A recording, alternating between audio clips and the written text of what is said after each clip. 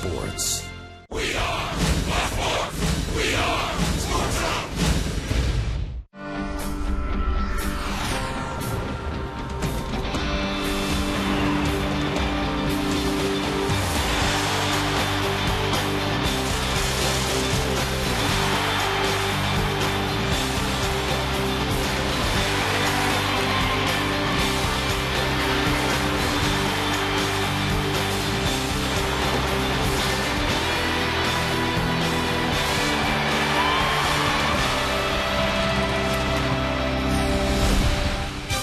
The long spring grind is nearly over for the Atlanta Braves. Just 2 spring training games remain, and then we start playing baseball for real. Tonight, the Braves host the Minnesota Twins in one of 2 final spring tune-ups here at Turner Field in Atlanta. Good evening, everybody. Chip Carey, Joe Simpson.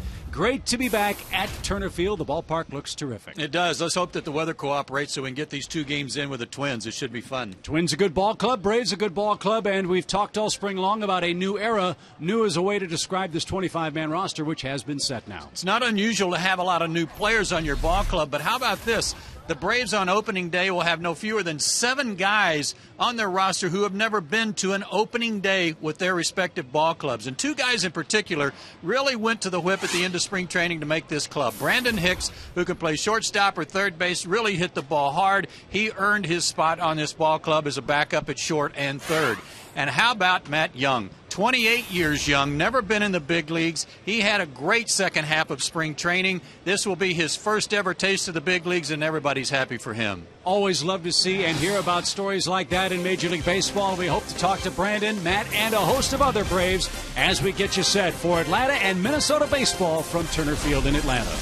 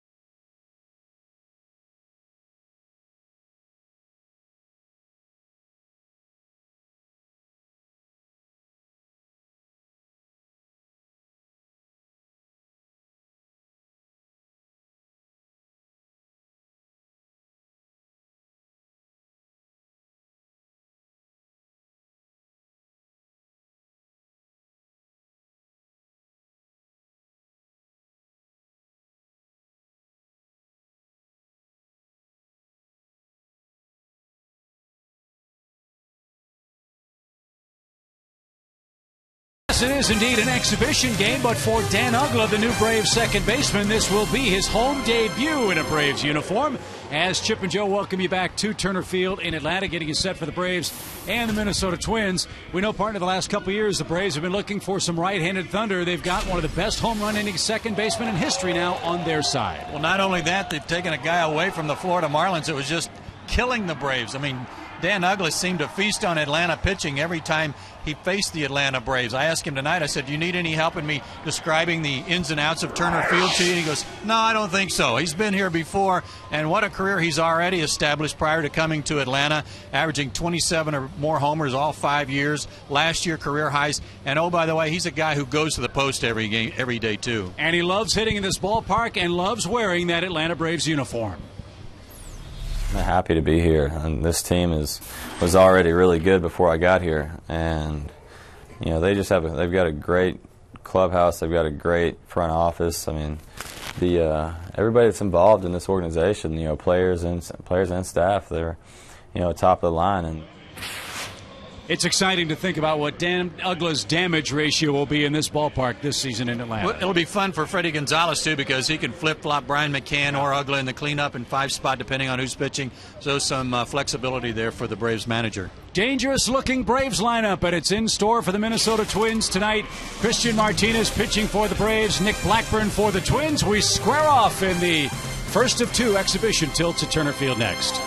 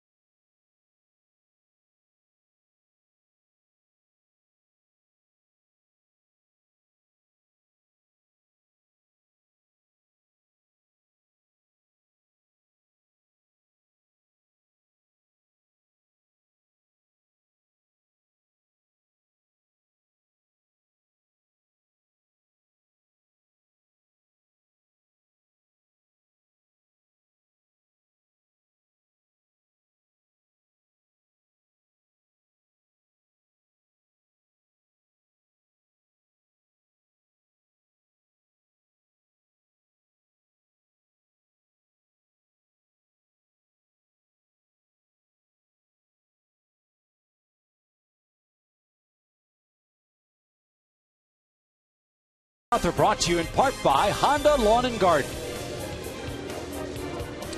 A cloudy, chilly night at Turner Field as we get you ready for the Twins and the Braves.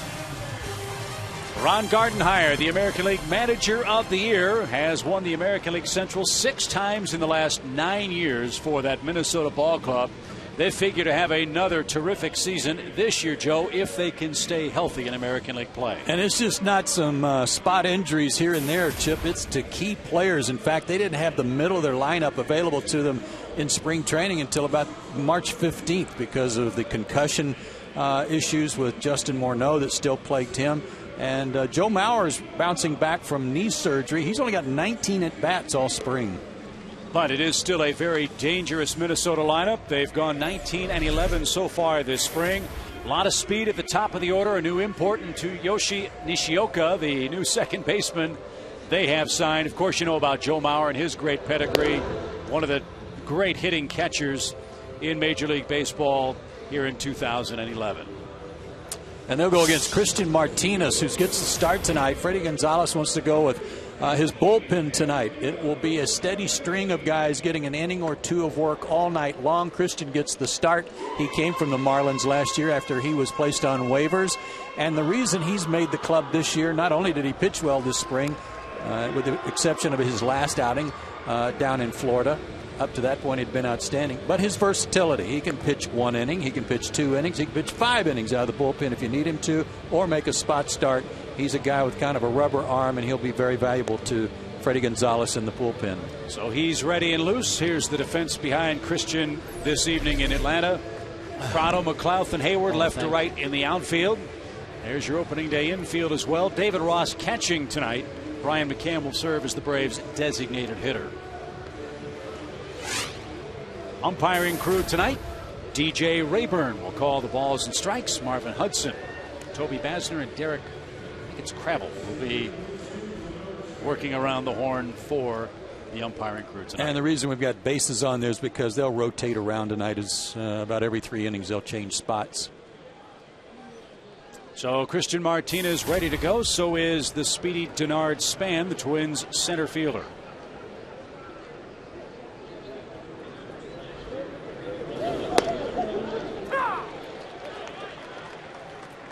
Span last year at 264, hit 3 homers, knocked in 58 men, and stole 26 bags. And he's had a good spring. As you see, 345 average.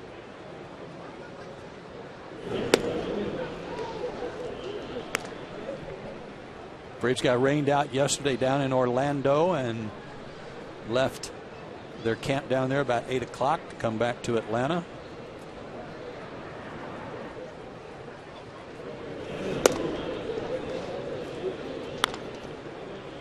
Weather permitting, day game tomorrow. Then it's off to Washington for the Thursday afternoon opener against the Nationals. Yeah, a bit of a hectic schedule leading up to the season opener on Thursday.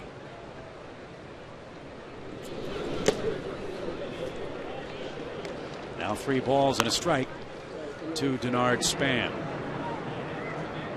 Braves brought a lot of extra men with them too from the minor league camp to fill in, and you would expect the starters to get a couple, 3 at bats tonight and then call it an evening.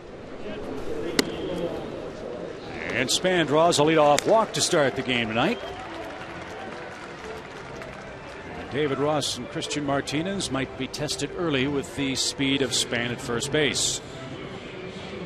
So here's Nishioka, the Twins' second baseman. That's just his last name, Chip. Oh, thanks. Tsuyoshi. There you go. You got it. What do the Twins call him? Nishi. It's good enough for them. It's good enough for me. But this guy comes over from Japan with terrific offensive credentials. Switch hitter. He came from the Chiba Lot Marines, who just a few years ago won the Japanese championship under the tutelage of Bobby Valentine.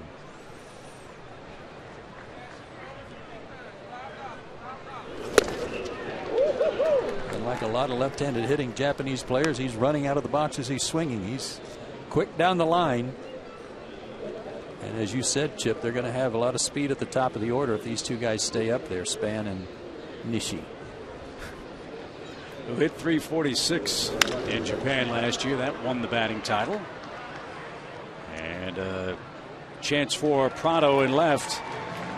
And he handles for the first out. This is an important game for Martin defensively, isn't it? Well, you got some adjustments to make. You have some to make depending on the ballparks you're playing in. So playing a full complement of games down in Florida, mostly day games, that's one thing because that stadium's only 2 levels high, and you get into a major league ballpark that has a lot of different levels. It's a little bit harder to pick the ball up, and especially at Turner Field at dusk, we know that you can lose the ball sometimes in the outfield and particularly in left field. Shouldn't be a problem tonight, though. It's pretty cloudy. Joe Mauer buzzed by an inside fastball. This game featuring 2 of the game's bright young catching stars in Mauer for Minnesota and Brian McCann, of course, for the Braves. McCann, the designated hitter, as we told you.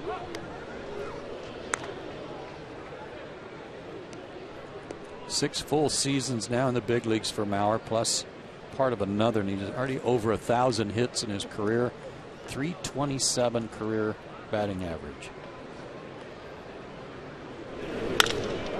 Fisted toward right. Look at that ball carry.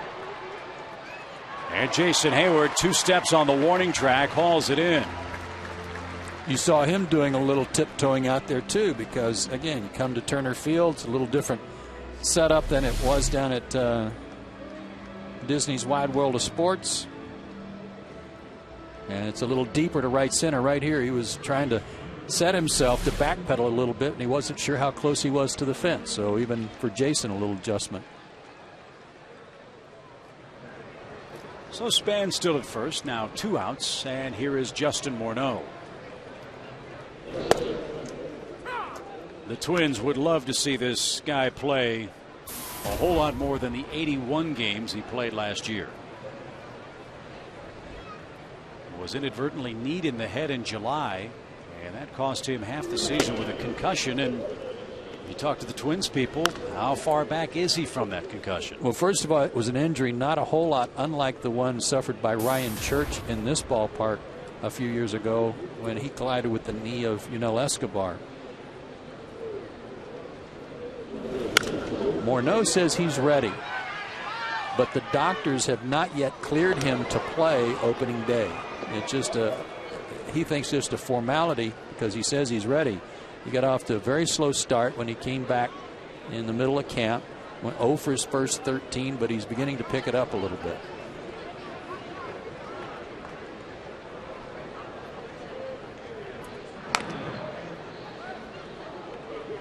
But they've got to have him. They've got to have Maurer healthy. They've got Jim Thome back with their ball club to DH. A formidable middle of their lineup if they've got everybody in there. Broken bat down the right field line, and no play for Jason Hayward. 1 ball, 2 strikes.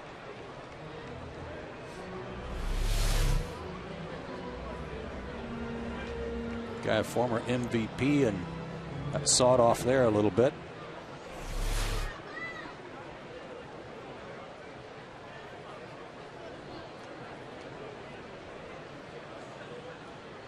So it goes from the black bat to the ash tinted lumber with a 1-2 count. David Ross. And Freddie Freeman digs it out at first, and Christian Martinez works around a leadoff walk and escapes the top of the first scoreless.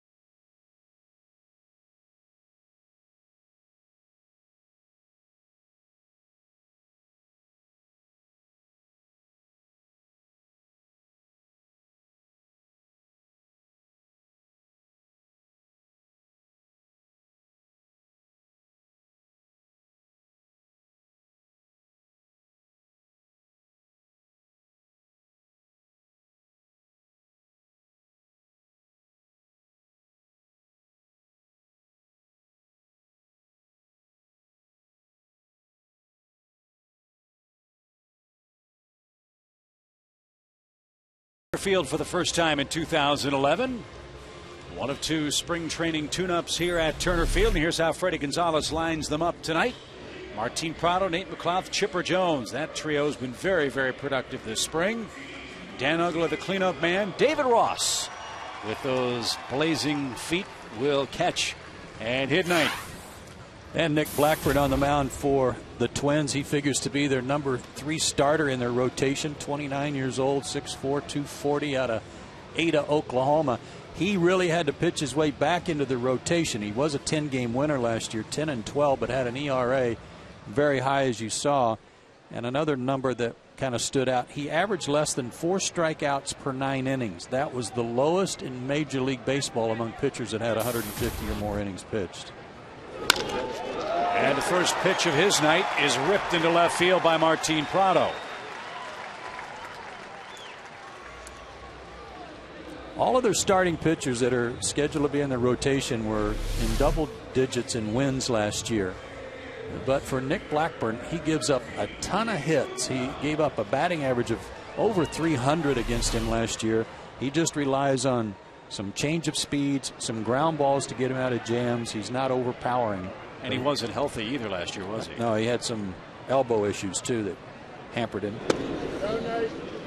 Mostly fastball, changeup, slider. And he's hoping that he can use his slider a little more this year.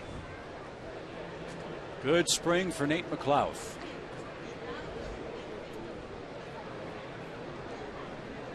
Big hole right side with Prado leading for first.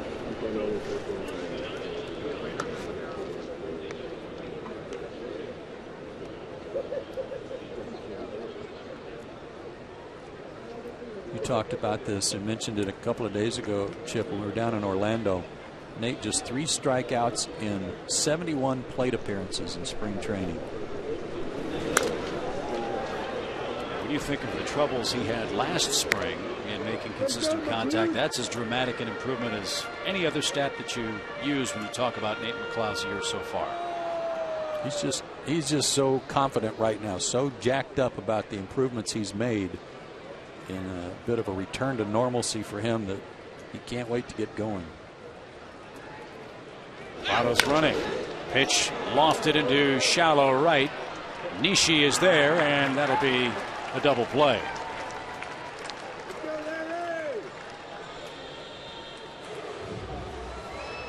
Something that I believe you'll see more of from Freddie Gonzalez than perhaps you saw from Bobby Cox.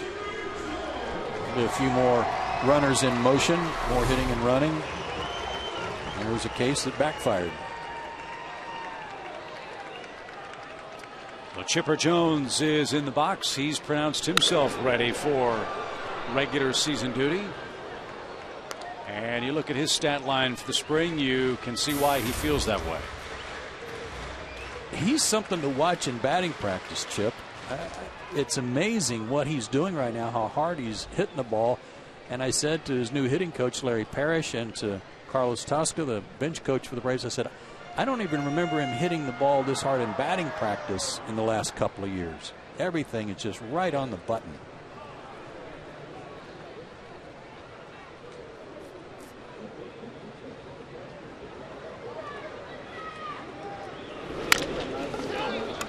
A little dribbler out to second. And Ishioka takes care of Chipper and the Braves in the first inning. We go to the second, still no score.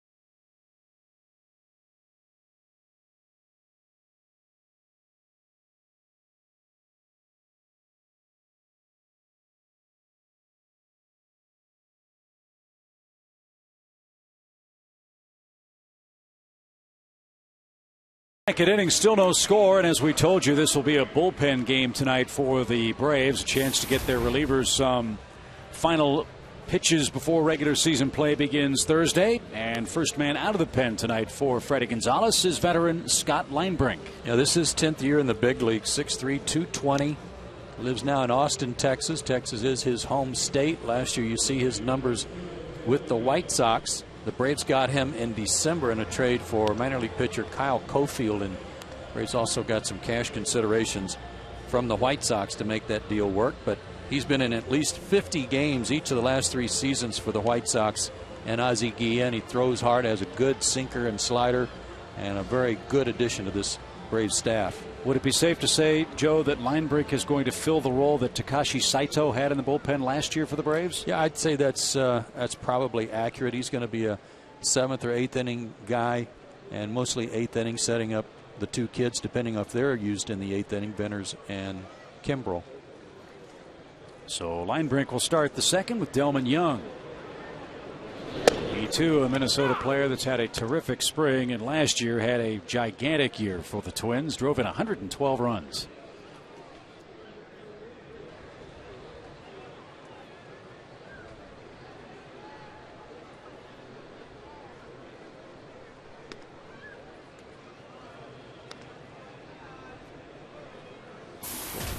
Linebrink is 34 years old. Be 35 in August.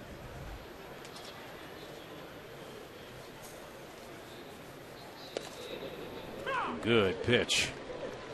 1 ball, 2 strikes. We touched on it in the open, how exciting it is for all of us to get the season started on Thursday, but that big group of Braves players who will be enjoying their first opening day as a major league player. And one of them is kind enough to join us down in the Braves dugout, and it's Brandon Hicks. Congratulations, kid. Appreciate it. Thank you for having me. Brandon, I talked to you a little bit down in Orlando the other day, and you credited a lot of your improvement, I'll call it, on offense to staying in Atlanta over the offseason and working out with the likes of Mark DeRosa and Brian McCann. Yeah, I mean, being around those guys every day helped me out a lot. We worked hard this offseason, just made a few adjustments with my swing and my approach, and just whenever you're able to be around those kind of guys, I mean, it'll help you out tremendously. Yeah, Brian, I talked to him about that a little bit today. He said you guys also talked a lot about the mental approach to playing at this level. What did he mean by that?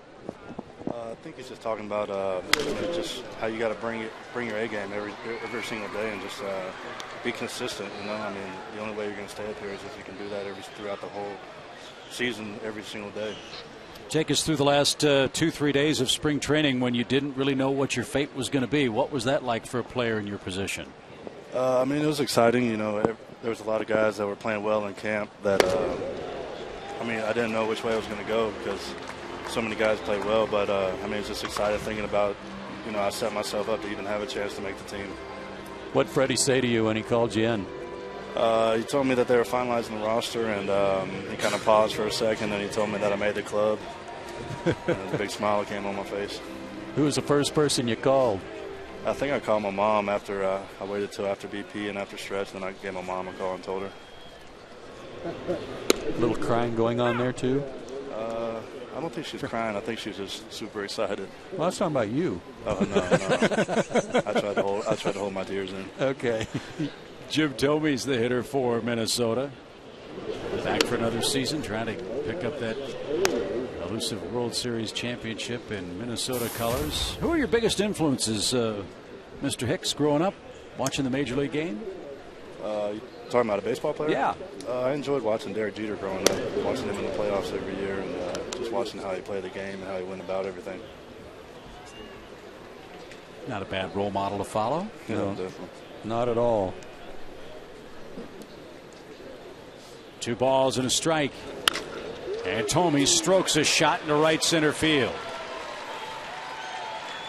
Jason cuts it off on the warning track. And Jim Thome can still hit. Well, I was just thinking about your influence, or the guy that you looked up to, Brandon, and Derek Jeter, and what a great career he's had. How about this guy? He's closing in on 600 home runs. That's hard to believe, isn't it? Yeah, that's awesome. I don't even know how old that guy is, but to even have 600 home runs, that's incredible. Yeah, he's 11 away And last year for Minnesota, hit 25 home runs for Ron Gardenhire's club. In fact, he had more home runs at New Target Field than any other player on their team. That's unbelievable. And Michael Kadire is the hitter and takes low and outside. One last question for you, Brandon. And I know you got a cup of coffee with the team last year. Didn't get a lot of at-bats, but you did get a taste of the big leagues. What was the biggest difference you noticed? I mean, what was the hardest adjustment you had to make off the field from a travel standpoint? Was it difficult? No, but I mean, it was a lot more convenient being able to fly, do those charter flights everywhere instead of having to bus it and going through the airports and all that security and all that kind of stuff. Michael Kadire singles to left field. The ball got under the glove of Martin Prado. That allowed Thome to score. But Martin then recovered and throws out Kadire at second base for the second out, and Minnesota leads by a run. Well, a chance here for Martin, maybe thinking he was going to have a chance to throw out Thome at the plate, but he overran the ball. You've had a good look at Martin during the spring, Brandon. Good throw there to get Kadire. What's your scouting report on Martin in left field? Yeah, I think he looks awesome out there. As hard as that guy works, I think he's going to have no problem adjusting out there to the outfield with his work ethic every day. I mean, he's out there working every single group in BP, every single ball. He's into it. Well, Brandon, congratulations on making the ball club out of spring training. Can't wait to get started on Thursday in Washington. All right, guys. Thanks for having me. That's Brandon Hicks. We head to the second inning. Minnesota jumps out early.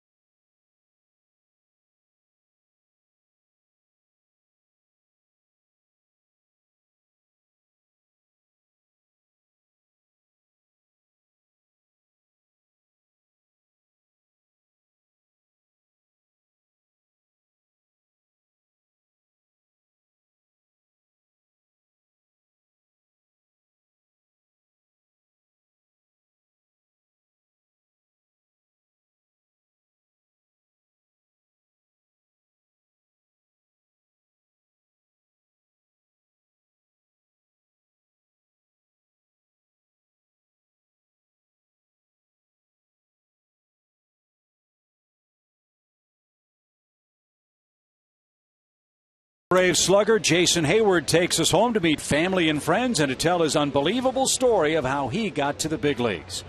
The premiere of At Home with Jason Hayward Thursday morning at 11:30, all part of Braves opening day on Sports South. And Jason's due up third in this bottom of the second inning. Minnesota has jumped in front. Yeah, our pal Brian Jordan did a great job on that piece, and I'm looking forward to seeing it. Brian McCann starts things off. If you have not seen the Braves play much this spring, take a long look at the new physique of Brian McCann. Talked to him at length during our last ball game, and Brian was really working hard this offseason on his diet. Came into camp in great shape. And is a mere shadow of his former self. Yeah, I really appreciated what he was saying about how hard it is. It's not hard to work out, it's hard to eat right. And that's what he really had to change.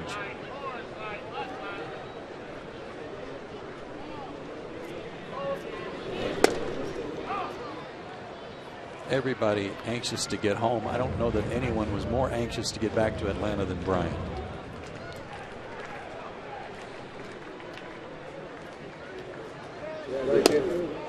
And he coaxes a leadoff walk.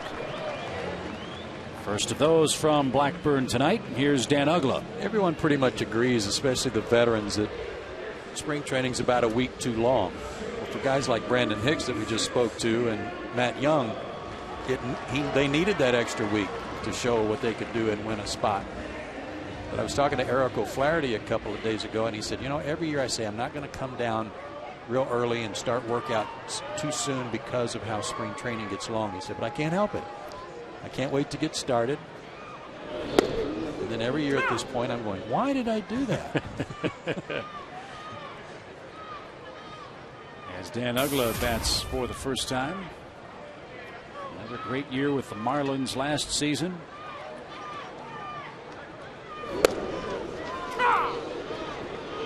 Now down 0-2.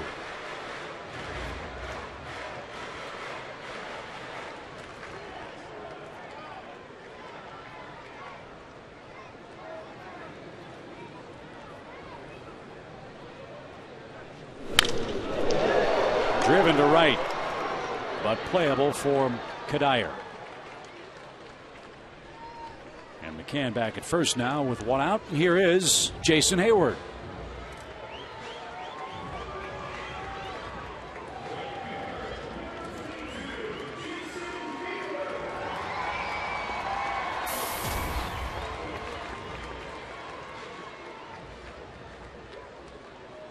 I think everybody in baseball is really looking forward to what kind of numbers Jason Hayward's going to put up this season.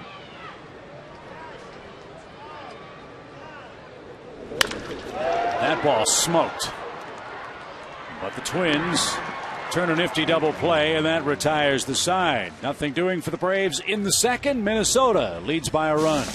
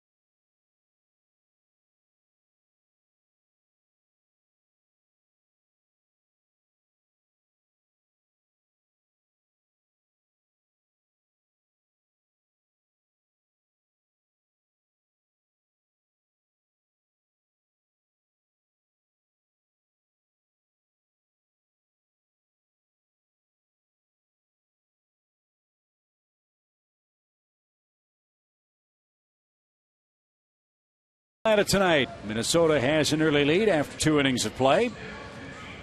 And the Braves have a new pitcher on the mound. Say hello to left-hander George Sherrill. Braves signed him as a free agent in December. He's a guy with a lot of closing experience. Back-to-back years with Baltimore in 08 and 09. He saved 31 games and 20 games respectively. Last year, 65 games with the Dodgers, a high ERA, but his numbers against left-handed hitters was very good. And that's what Freddie Gonzalez envisions, using him as a specialist to come in the middle of an inning to get out of a jam against and get some left-handed hitters out. 6 feet 210. 6 years in the big leagues. There are those numbers against those splits against lefties and righties. He'll face Alexi Castillo for Minnesota here in the third.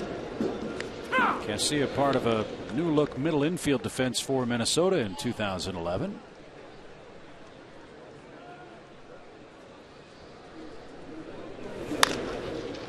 And a chance for Dan Uggla, who charges, makes a good play, and one man down. Talk about persistence, partner. The man joining us in the Braves dugout certainly knows a thing or two about that. Look at that smile from Matt Young in the major leagues on opening day. Congratulations, Matt. Thank you. Appreciate it. Did you ever think this day was going to come? Obviously I did when I was, young, 18, 19, 20. But after 6 years in minor leagues, I think it just makes it that much sweeter. You never kind of never think you're going to get there after spending that much time. Denard Span, the hitter, back at the top of the Minnesota order. Well, perseverance is a wonderful thing, and you've certainly got that. A guy who is willing to go to the Mexican League and play and try to improve his game for the last couple of years. And he played well there, and then come to spring training ready to make this club, and you did. You got to be very proud of yourself, too. I think going down to Mexico really helped.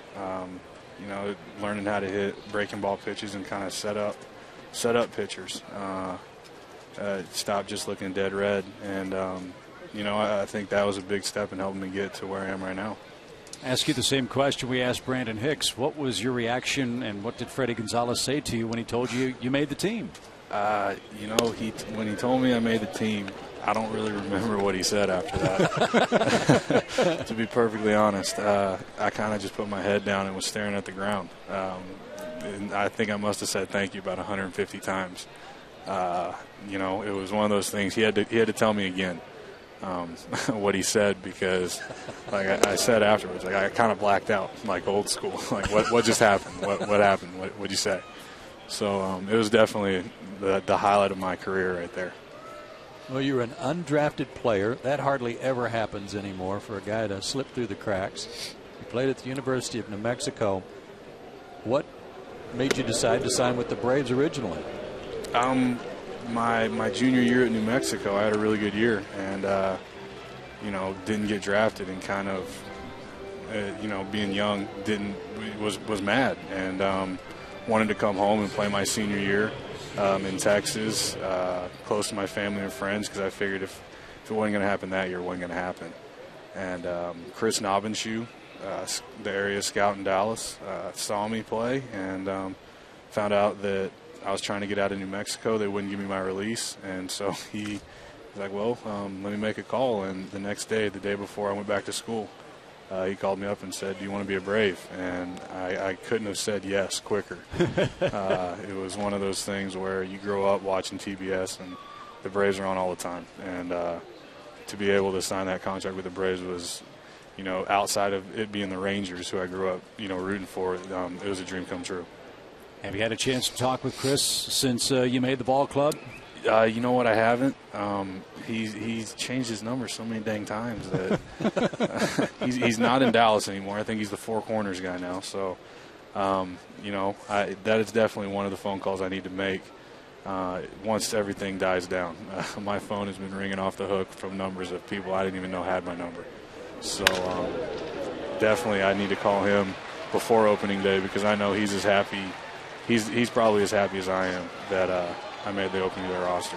I'm sure he is, and that's a wonderful thing. One of the good parts of your game, Matt, is your speed, your foot speed. Last year you had 39 stolen bases at Gwinnett. The year before, combined 43 stolen bases.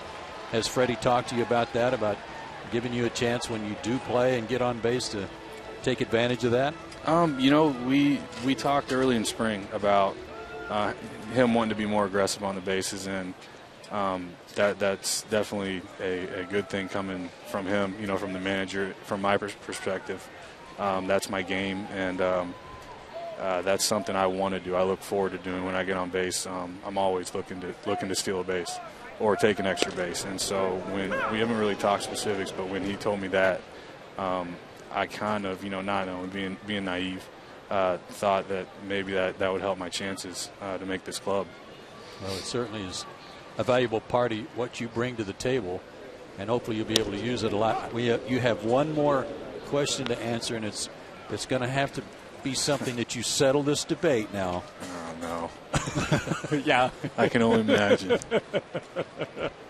5'8" is what it says in the book. 6'2". Okay, right, finally, we got it straightened out. All right, that's all we needed to know. Yes. Okay. Well, congratulations. One of the great things about our job is getting to see guys get to the big leagues for the first time and seeing the look on their face when the umpire says play ball for that first game in the big leagues. And we'll be keeping a close eye on you on Thursday in Washington, Matt. Well, thank you. I appreciate it. Congratulations. Thank you. What a great story. And I know we talked about this the last time we were on the air. You can really relate to players like Hicks and Young. You bet. I mean, I didn't get to the big leagues to stay until I was 27, and Maurer smacks that into center.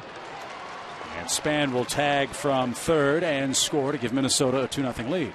the difference, though, was that I was getting call-ups from the time I was 23 through 26. I was getting trips to the big leagues for various amounts of time with the Dodgers, but Matt Young hasn't been to the big leagues at all. I mean, he's been cranking out these minor league seasons and good ones and going to the Mexican Winter Leagues and just playing his tail off every chance he can get to try to open somebody's eyes and make himself a better player, and it's paid off for him, and I couldn't be happier for him.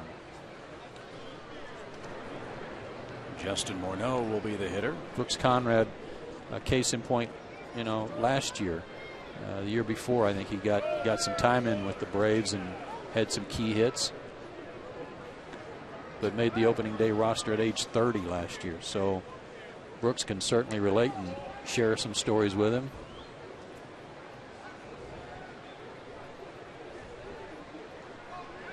And again, back to our opening commentary. That's the other neat thing about our sport. A lot of fresh faces are on everybody's roster, and for the Braves, a lot of first-timers come Thursday afternoon. And there's something different, Chip. Ross, and a nice tag at short. Alex Gonzalez came floating across the bag, and David Ross throws out Nishioka, and that retires Minnesota in the third inning. 1 run on a hit, 2.5 in the books in Atlanta.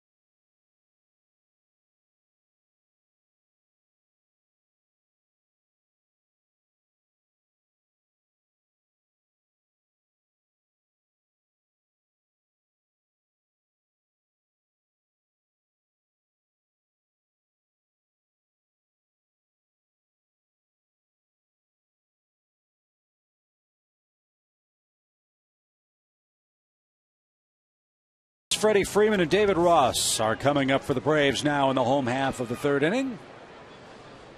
Minnesota has a 2-0 lead. Nick Blackburn's got a couple of double plays behind him, and his first 2 innings of work has allowed just 1 hit so far.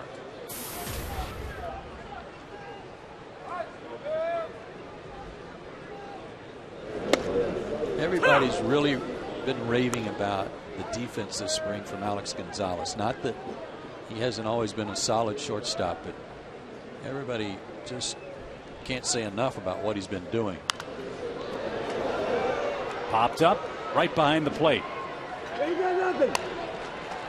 And while he made some good plays backing up Braves pitchers after they acquired him last year. I don't think Braves fans saw him at his best and how good he can be. They'll get a chance to this year. Last season, a huge year at the plate for Alex. Between Toronto and Atlanta, he hit 23 home runs.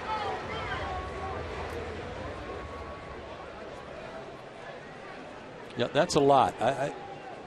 Toronto's ballpark's a little more home run friendly. I think it'd be tough to duplicate that.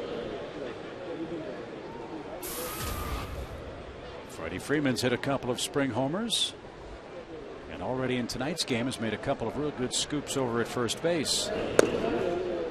We showed you a graphic back in Orlando. May surprise you the big numbers that the Braves first baseman put up collectively last year between Troy Glaus and Derek Lee. Big shoes for Freddie to fill as that ball's popped up center of the diamond. This will be Casilla at short. And 2 are out for David Ross. Fans, we invite you to hurry. Top seat locations to see the Atlanta Braves in 2011 here at Turner Field are selling fast. Ticket plans start as low as $50. They include as few as 5 games or as many as 83 home games. Become a Braves season ticket holder today and get benefits like player meet and greets, stadium discounts, on-field events, and more. Visit us at Braves.com or call 404-577-9100.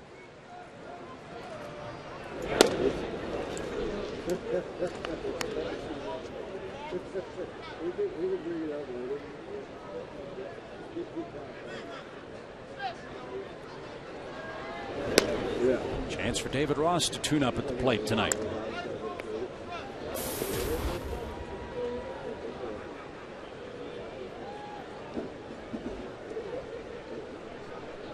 Might be the best catching tandem in baseball. And a line shot caught by Danny Valencia at third base. And that retires the side. We go to the 4th inning in Atlanta. Minnesota 2, Braves nothing.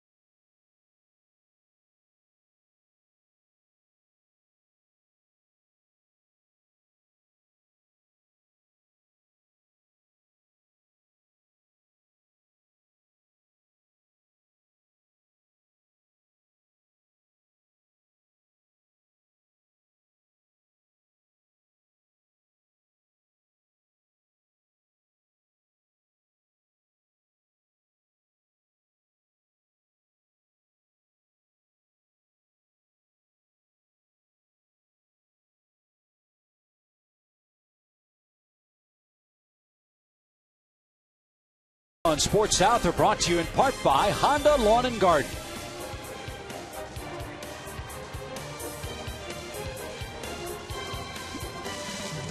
Top of the 4th inning, it's 2-0 score, and here is our McDonald's fan of the game.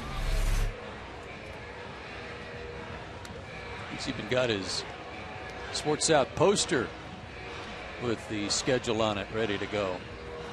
Using it as a weapon on his little brother. Yeah. Big brother, rather. But you've got the Chris Medlen haircuts, too, working.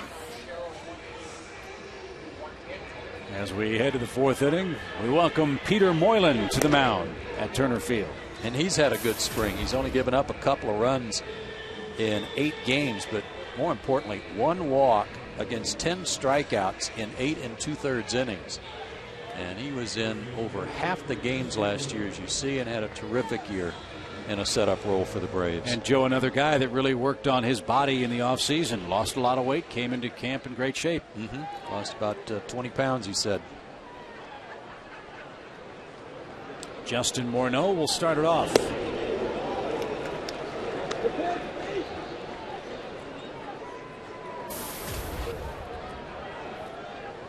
Morneau will be chasing a milestone this year. He's 5 hits away from 1,000 in his big league career.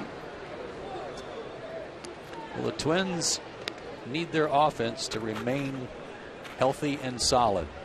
Their pitching's okay. They've still got some issues with their closer about who it's going to be. Maybe not an issue, but a decision.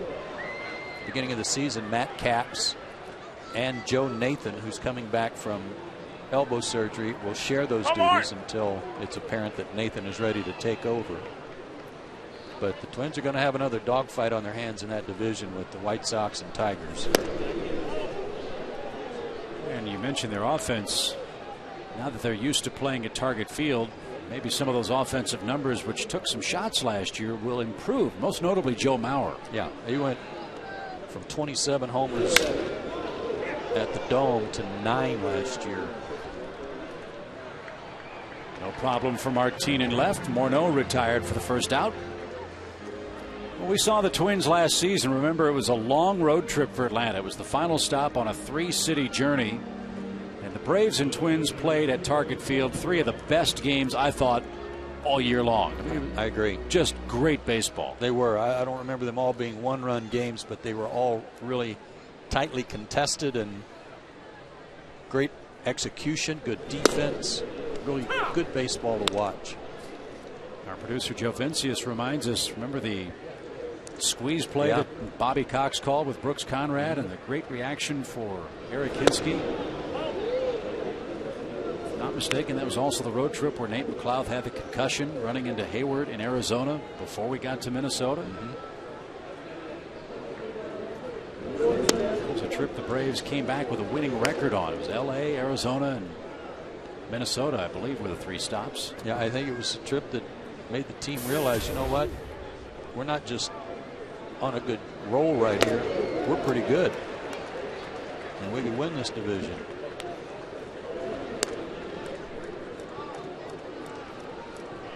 Good breaking ball there from Peter Moylan that had Young dancing out of the way.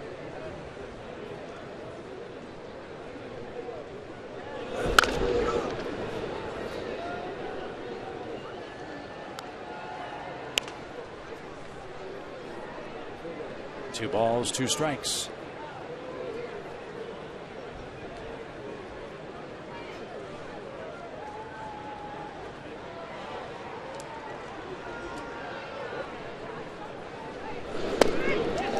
Well, he's had good off-speed stuff in this inning, hasn't he? First strikeout for Moylan.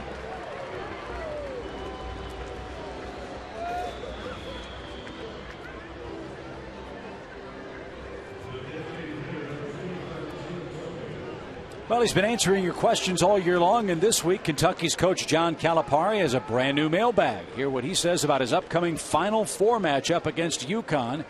You can only see it on FoxSportsSouth.com.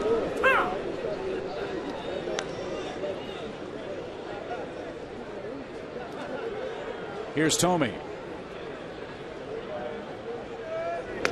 Jim scored the first run of the game for Minnesota after doubling in the second inning off Scott Linebrink.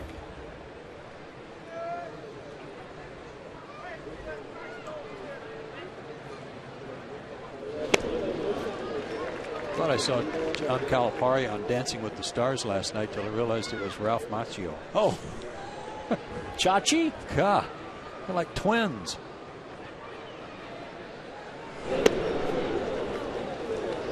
That wasn't Chachi. That was Scott Baio. Was Chachi? Yeah, I'm thinking that's the Karate Kid. Yeah, that's who you meant, Ralph Macchio, right? Yes.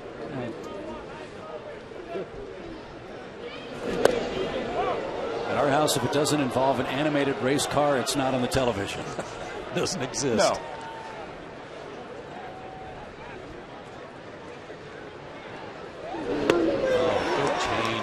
Oh, he had it working in that inning, did Peter? Couple of strikeouts for him. He looks fit for regular duty on Thursday. And nothing across from Minnesota as we head to the bottom of the fourth.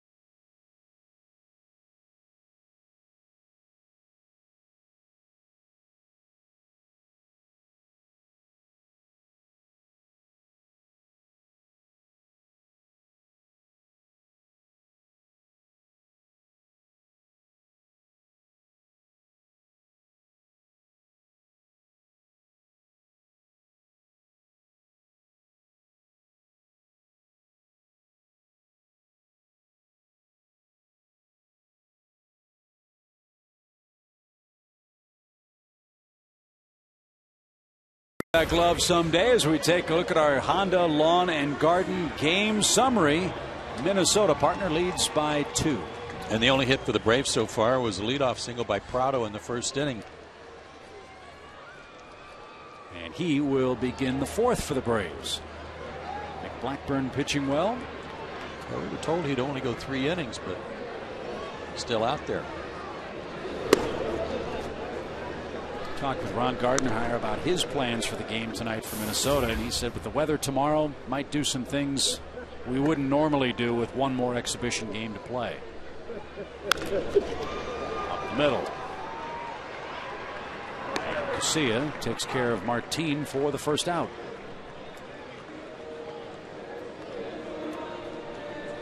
J.J. Hardy no longer a Twin. Alexei Casilla is the shortstop now. Orlando Hudson played second for them. Now they've got Nishioka, new look middle infield, and that's going to be important with that staff. And I think one of the things they feel, Ron Gardenhire especially, is that they're going to have more range up the middle. Hardy was limited last year with some injuries. Hudson didn't do as well as he used to. Young in left.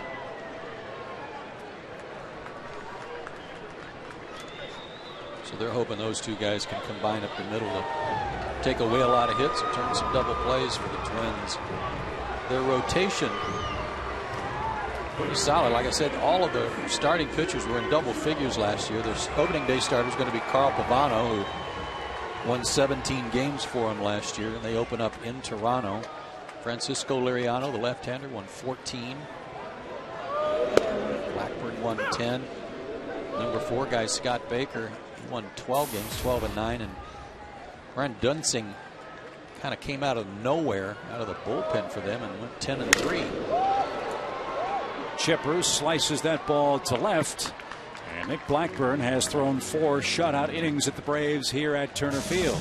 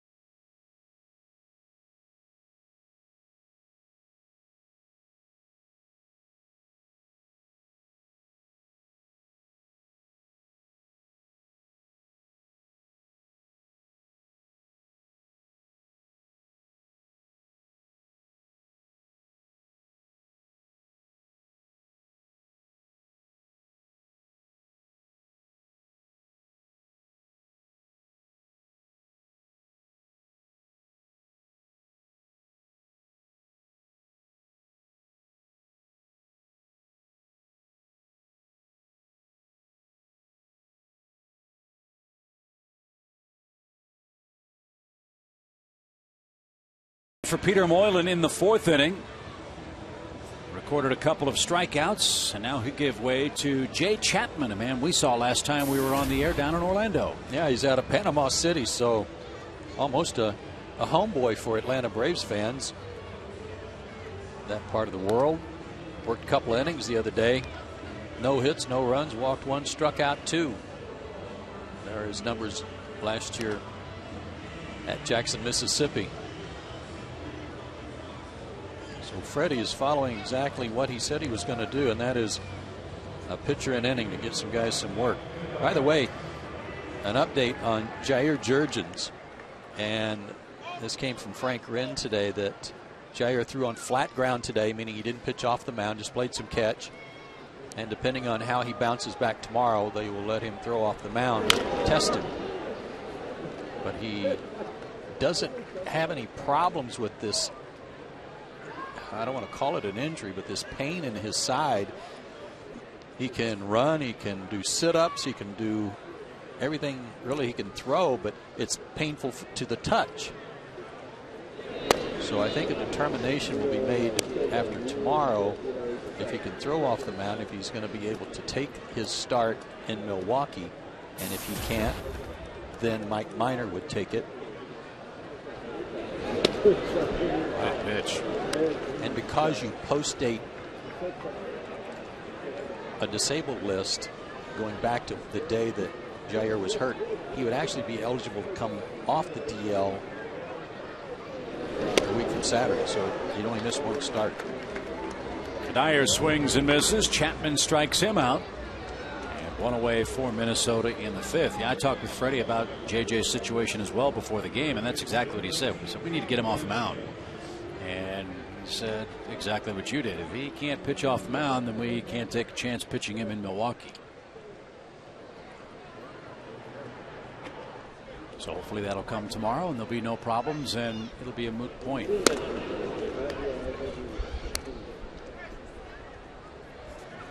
Danny Valencia hit .311 in 85 games for the Twins last year. 7 homers, 40 RBIs. Heard Jim Thome talking about this guy and what he means to their ball club. He's kind of a silent factor in their offense and will hit down in the order.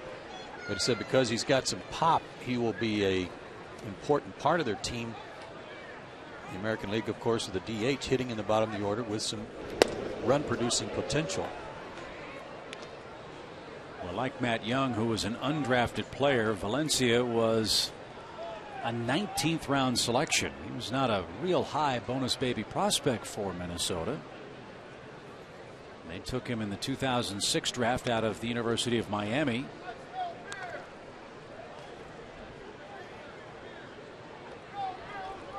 Recalled by the Twins on June 3rd when Michael Kadire went on bereavement leave.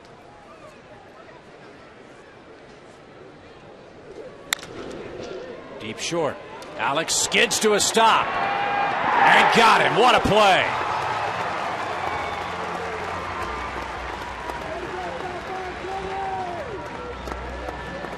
There you go. Just an example of what his teammates have been describing all spring. Quick to his feet and a one hopper to Freddie Freeman, who with all of his 6'5" frame can really stretch it out. Nicely done on both ends.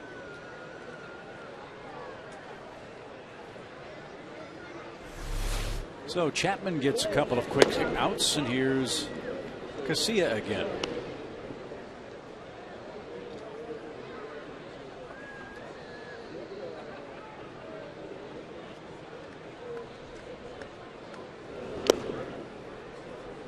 Chapman's got a good arm. He's been used mostly as a reliever in the Braves minor league system. He got 5 starts his first year at Danville, but he's only had 2 since.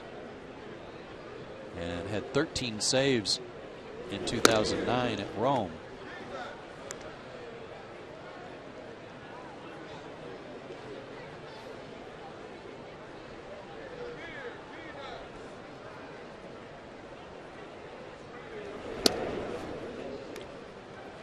Casilla, a 4-pitch walk with 2 outs.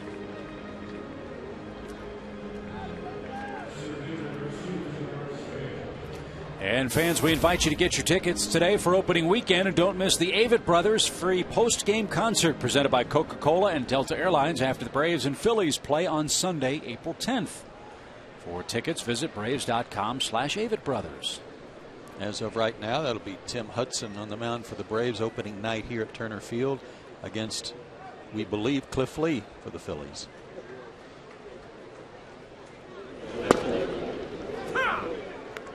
Span takes a strike. He's walked twice, scored once. Nice call there by David Ross after the walk. He immediately goes to first pitch changeup, and Chapman delivers it for a strike. Nicely done.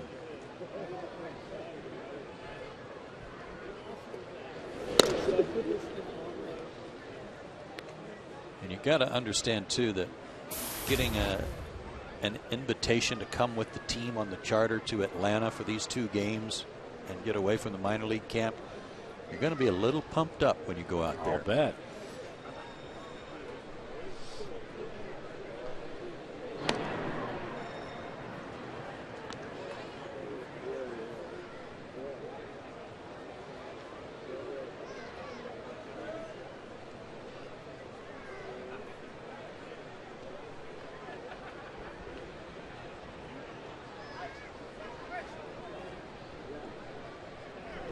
Runner goes, pitch a strike, throw to second, a strike.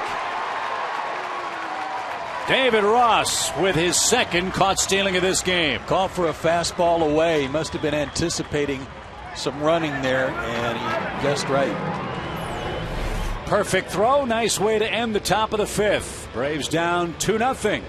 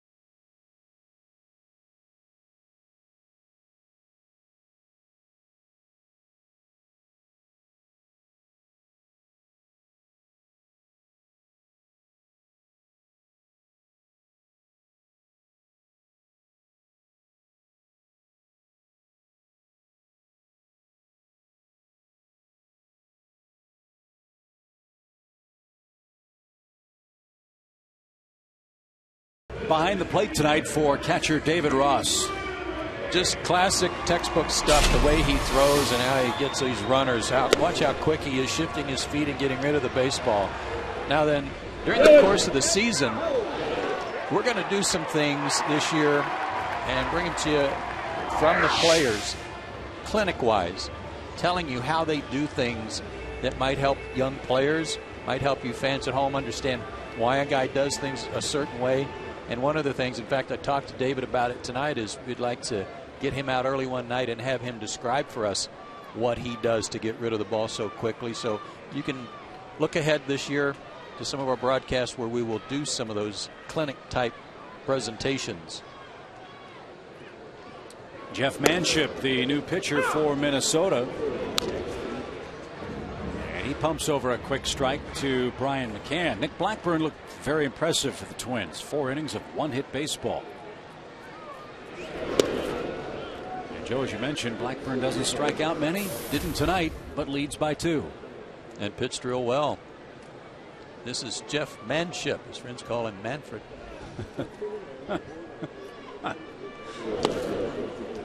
Actually, Laser Baker called him that. I just stole it.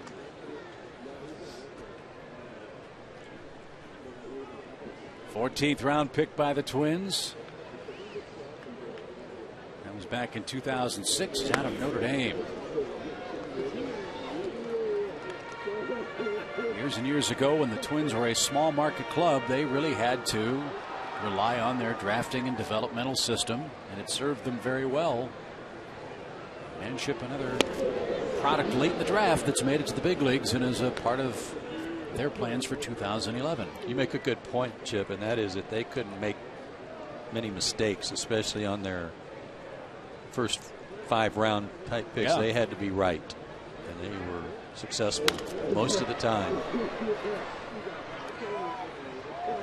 You could maybe make the case that with all the success that the Braves have had during those glorious 14 straight years of division titles, the Braves developmental system that they put together, the Twins might be the Atlanta Braves of the American League in that regard.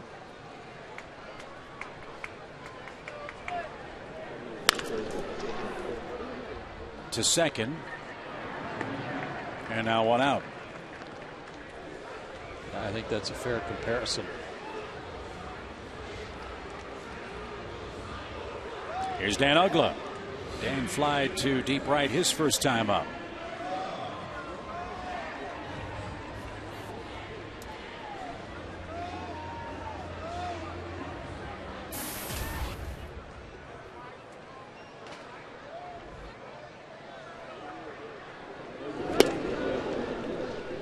Breaking ball.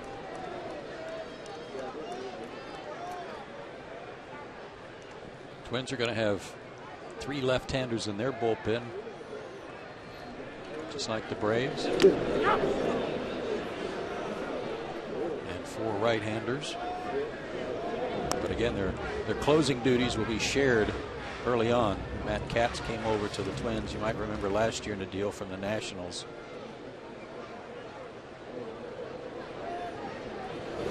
Joe Nathan coming back from Tommy John surgery. Nathan was as good as anybody in baseball. Oh, yeah. prior to his injury.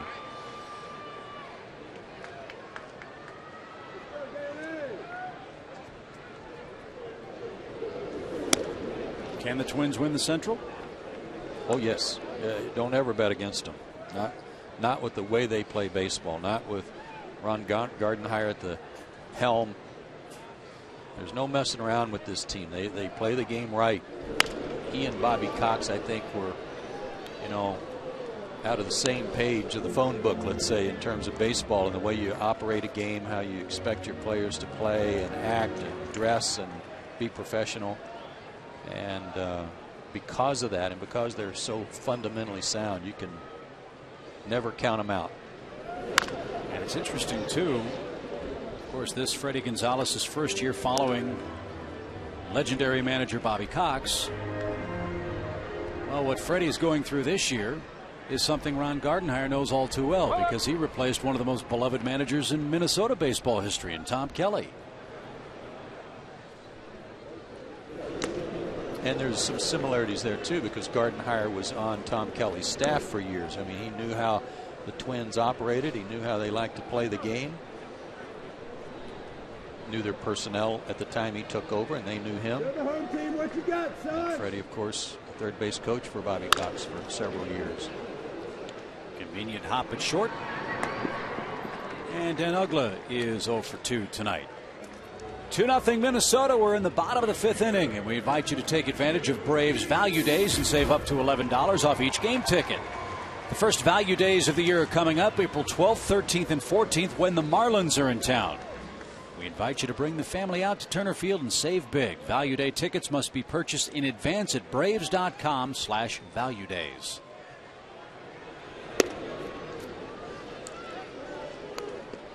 Braves have themselves a pretty tough first month of April, don't they? Very difficult.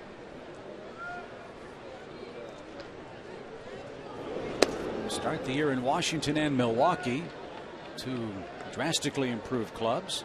Milwaukee's pitching staff is, we talk a lot about the Phillies, and of course we brag on the Braves pitching staff, but Milwaukee really improved their staff.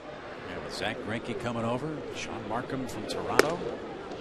Although Greinke's hurt, the Braves will miss him in the opening series. But they're going to get Gallardo. Yep. Gallardo will be their opening day starter.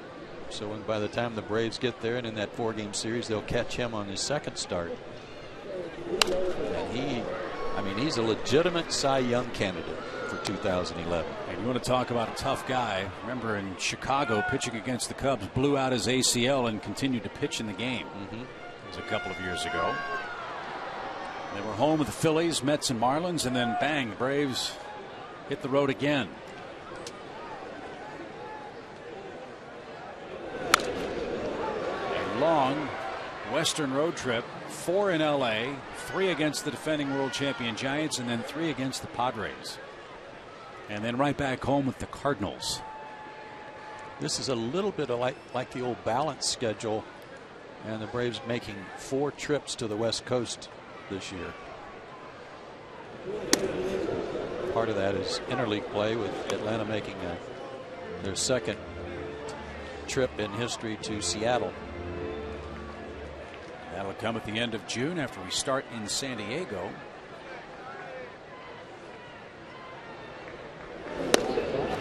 And Hayward coaxes a 2-out walk. He's aboard for the first time tonight. And Alex Gonzalez a chance to tie the game.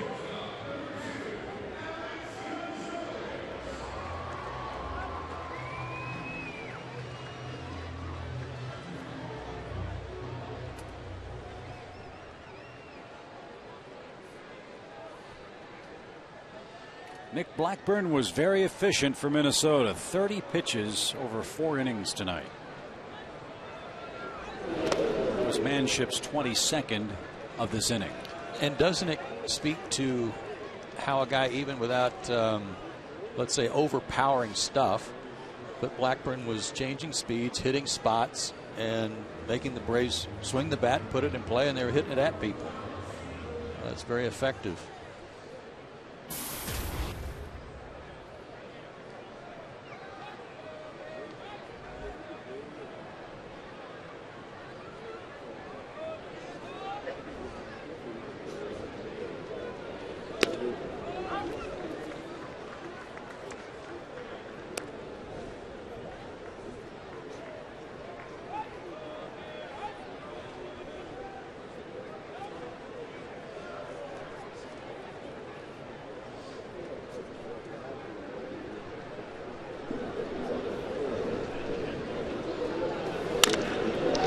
Up the middle.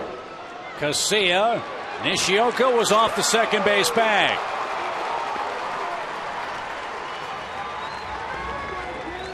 There's the range you were talking about.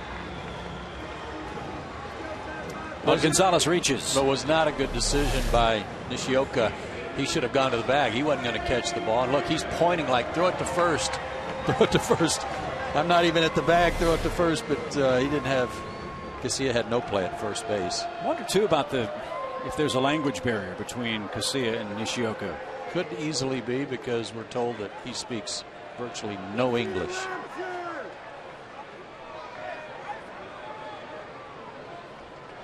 So they got their wires crossed up the middle. Let's see if the Braves can break through in the 5th with Freddie Freeman up. He popped out to the shortstop, his first and only time up.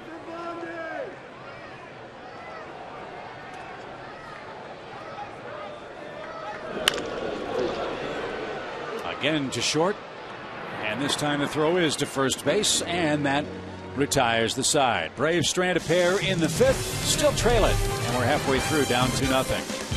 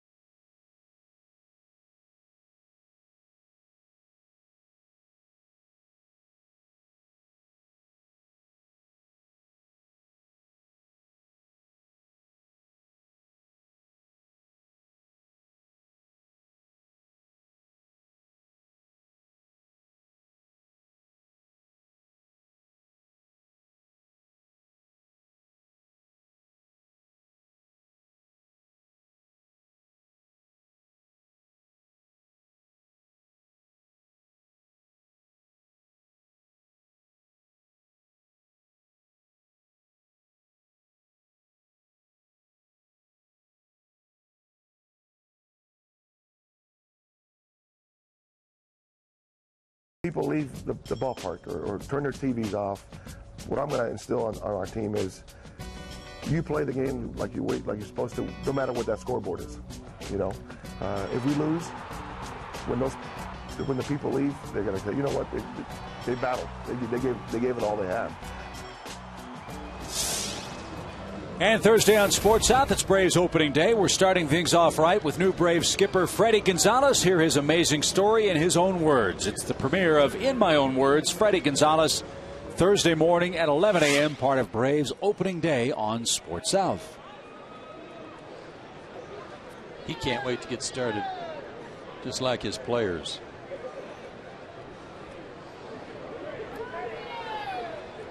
We go now to the top of the 6th inning with Minnesota ahead by a 2-0 score.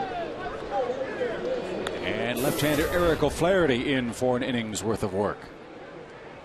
Been in 9 games this spring, hasn't given up a run, and only 2 hits in 9 innings. 3 walks, 7 strikeouts. I'd say he's ready.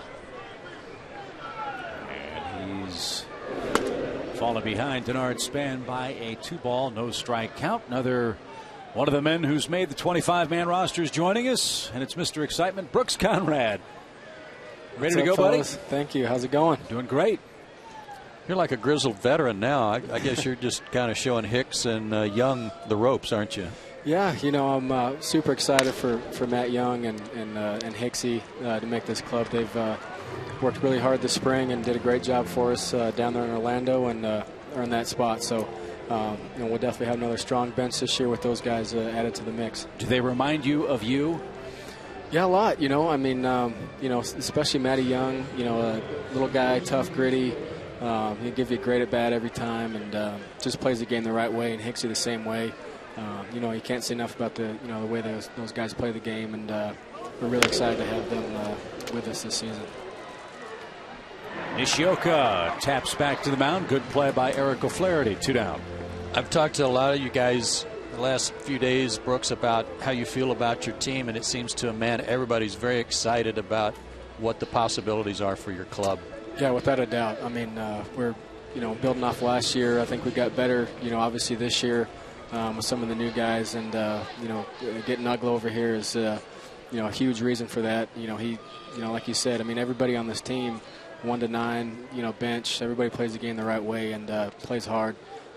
Like I heard Freddie talking about there in the commercial break, that people are going to leave the stadium every game saying that these guys out here gave it their best shot every day. And I think that's a big part of who we're going to be this year. So we're really excited, and we got a fun team. Will your role be pretty much the same? Yeah, pretty much. Come off the bench. Playing second, third mostly. So I'm excited about it. Ski's going to be the big guy off the bench, pinch hitting, and me and Matty and Hicksy are just going to follow his lead, like we were doing last year. So it's going to be good. Wait a minute, you had a pinch hit grand slam. You're a pretty big guy off the bench too. Yeah. So we're just we're excited about it. Everybody talked about our bench last year and how good it was, and I think this year's going to be a lot of the same. And that's what you have to have. We figured that out through the course of last year.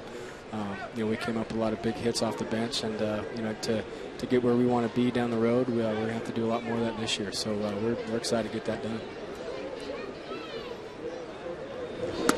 Brooks, I know you had a tough finish to your season last year in the postseason, but talk about what it meant to you in Game 4 when you got that huge ovation from the crowd.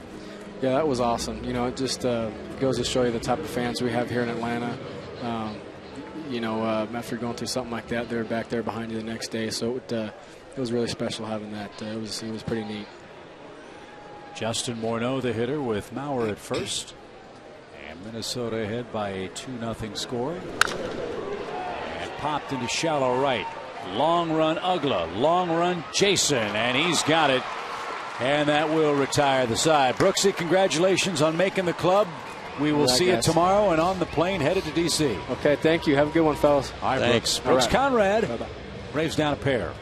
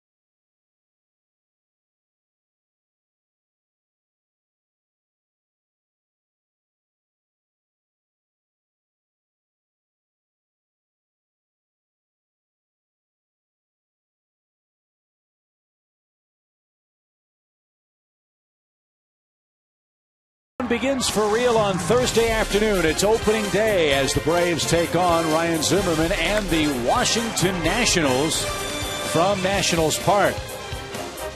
Day game Thursday, off day Friday, then Saturday and Sunday in our nation's capital. And there are the listed starting pitchers for that opening series. And we will have all three of those games for you on Sports South and FS South. We know that LeBron Hernandez is pitching Thursday, and reports are that John Lannon will be followed by Jordan Zimmerman for the Nationals. And you like the Braves' chances with those three horses going, and hope the Braves can get off to a good start. We hope you'll be with us. And got to turn things around against Washington. They've given the Braves fits the last couple of years. And hopefully that will end on Thursday as David Ross goes to work. Joe Nathan, coming back from Tommy John surgery, into the game here in the 6th. Those are his numbers this year. He tore his ulnar collateral ligament in his elbow last spring training and had surgery March 26th of last year. And we were talking about them needing a closer after he got hurt and getting Matt Capps later on. But when you have a guy in consecutive seasons beginning in 2004, say 44, then 43, 36, 37, 39, and 47 games in 2009, and then not have him at all for a whole season, that's a huge hole that they had to try and fill. But they still won their division. And they got Capps in there to help. So having Nathan and Capps, if both are healthy and effective, will make a real nice 1-2 punch at the back end of the Minnesota bullpen. And since 2004, Joe Nathan, the lowest ERA of any major league relief pitcher. 5th most saves behind Mariano Rivera, Francisco Rodriguez, Francisco Cordero, and Trevor Hoffman. And the 4th most strikeouts. Brad Lidge first on that list since 2004. A little concern about him in Philadelphia right now, too, with a sore shoulder. He may open the season on the DL. Martin Prado, the hitter, has one of the Braves' 2 hits. And his bid for a second denied by Delman Young in left. Base is clear, 2 outs now for Nate McLouth. You know, like I said, this guy was as good as it gets in Major League Baseball after he came over from the Giants to Minnesota. Hard thrower, an excellent split finger pitch, and ready to resume his career after a year off. One of the great trades in Minnesota history. Joe Nathan and Booth Bonser and Francisco Liriano for A.J. Brzezinski and cash in November of 2003. Advantage Minnesota.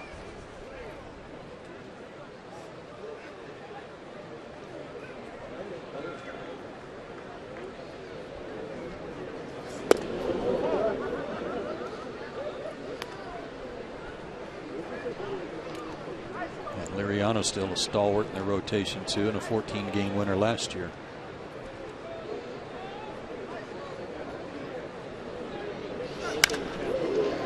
Driven to left. Young on the run. Tracks it down on the warning track. McLouth gave it a ride, but it's 3 up, 3 down for the Braves in their half of the 6th.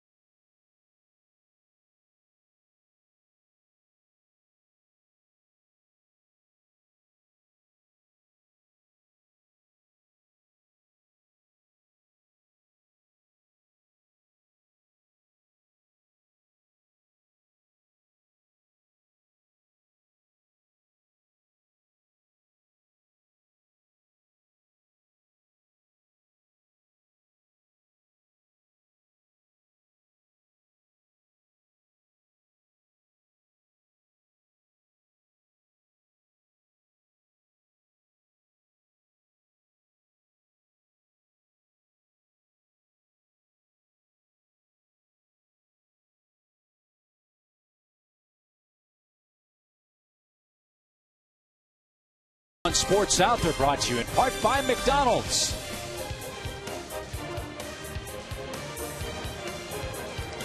With my partner Joe Simpson, Chip Carey back with you at Turner Field. 2-0 Minnesota the lead. Take a look at Tim Gustafson, the pride of Georgia Tech, and Lilburn, Georgia. He's on to pitch the Minnesota 7th. And he's a guy that's bounced back from Tommy John surgery about 3 years ago. Had a good year last year between AA and AAA.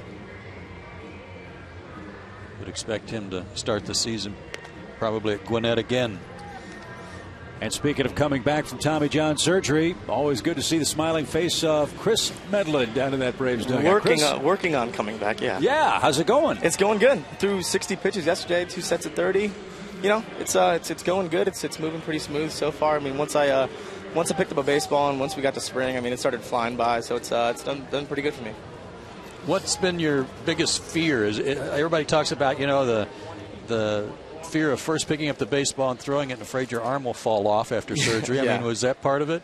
Well, you know, your first fear is when you first feel it. You know, you think your career's over. But, you know, just having all the guys in the clubhouse who've already gone through it. And, I mean, Joe Nathan just threw. He had it last spring, too. And, you know, Gus on the mound right now. It's, yeah, I mean, you see a lot of guys who haven't. And guys are coming back from it. So it gives you some faith that you can come back and, you know, produce. When you have 2 sets of 30, what did they let you do?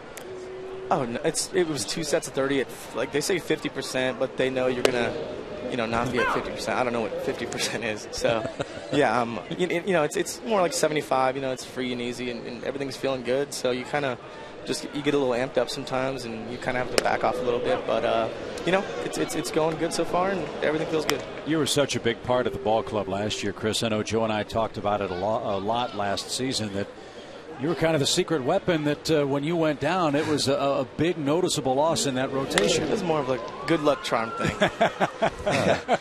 And then I became #1 cheerleader after that.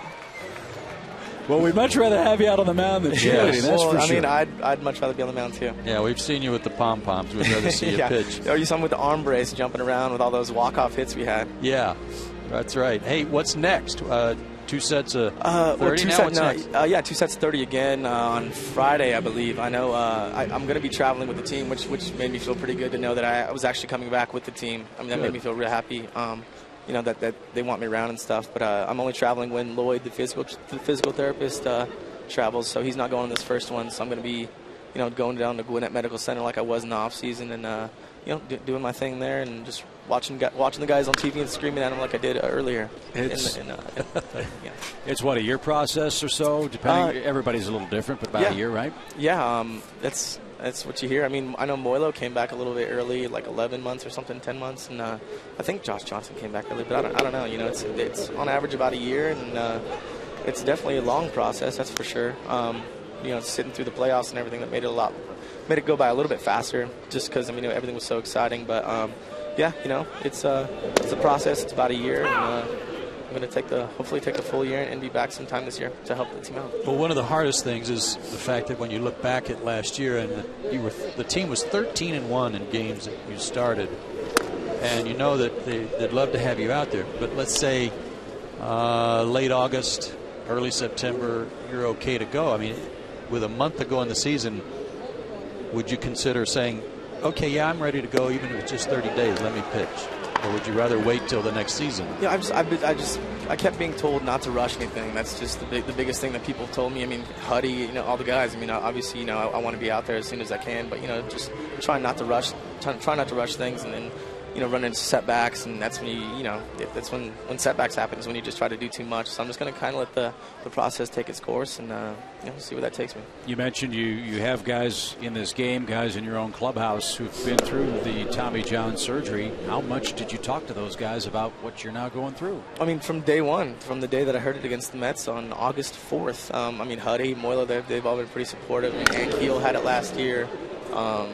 Johnny Venner's had it. I mean, just there's been so many guys that I've talked to that just, you know, keep me excited about coming back, and just keep me, you know, on my toes. It you know, makes me feel good to have guys who've already been through it and kind of have that support system. Well, we're looking forward to getting you back, Chris, as soon as you can make it back. You're a big part of this club, and we can't wait to see you working again. Thanks a lot, guys. Good to talk to you. You too. Chris Medlen is our guest as we stretch in Atlanta.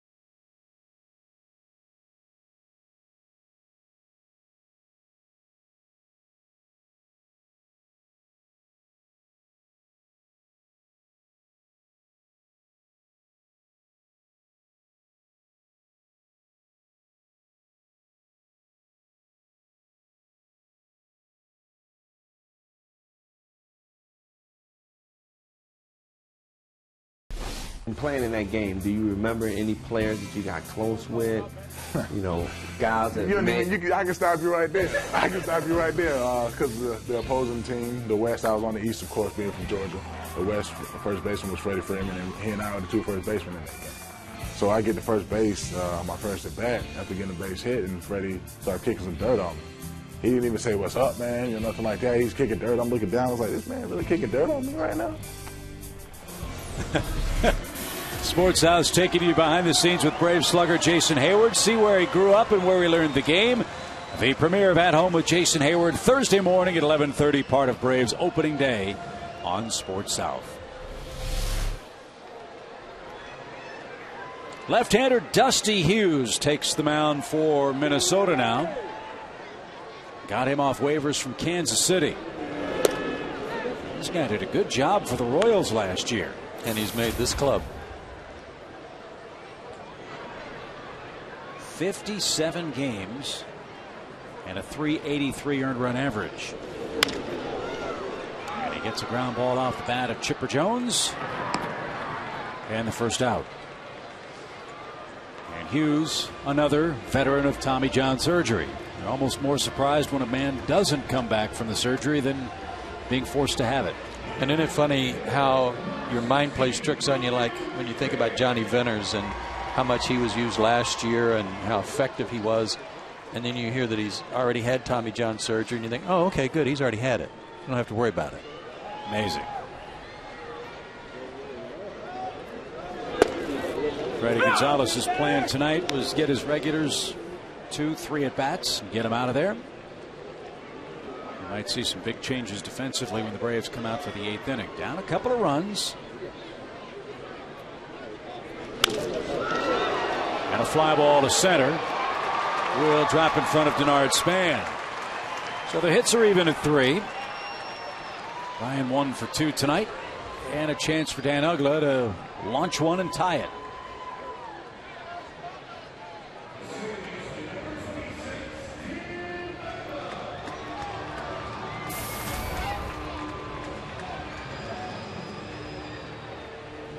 I asked Larry Parrish today about Dan and his swing during batting practice, and if it was getting close to being opening day ready.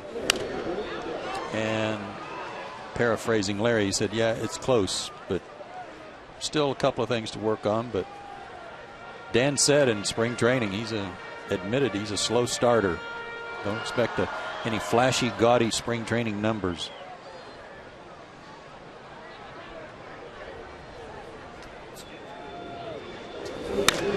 High towering fly ball to left. Brian Dinkelman back to the track. Can't make the play. It's off the wall. Uggla doubles with one out, and he just missed a home run.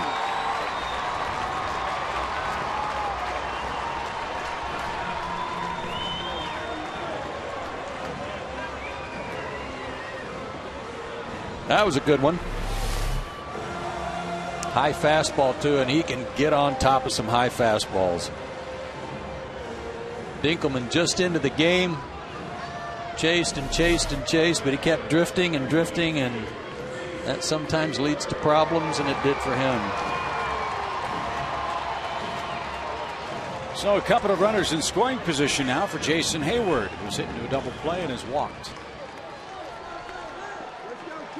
And Dan Uggla will get the rest of the night off. Brooks Conrad takes over for him as a pinch runner.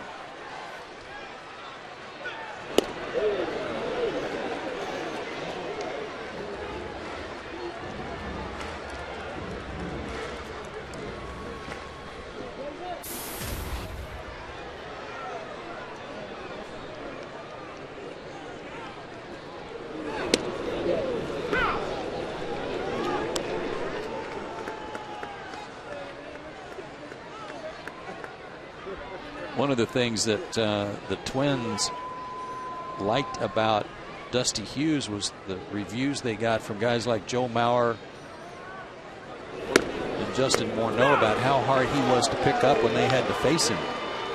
They didn't see the ball very well out of his hand. So they're glad to have him in a Twins uniform. Let's see if Jason can turn one around.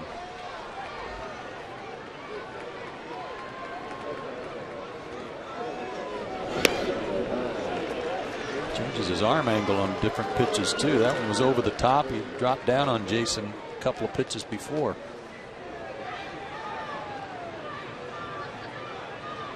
Hughes, 28. Lives in Horn Lake, Mississippi. Went to Delta State University in Cleveland, Mississippi. Just struck out Jason Hayward.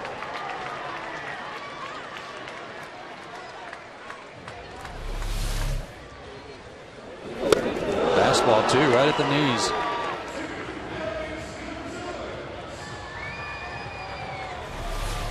So 2 on, 2 out for Alex Gonzalez.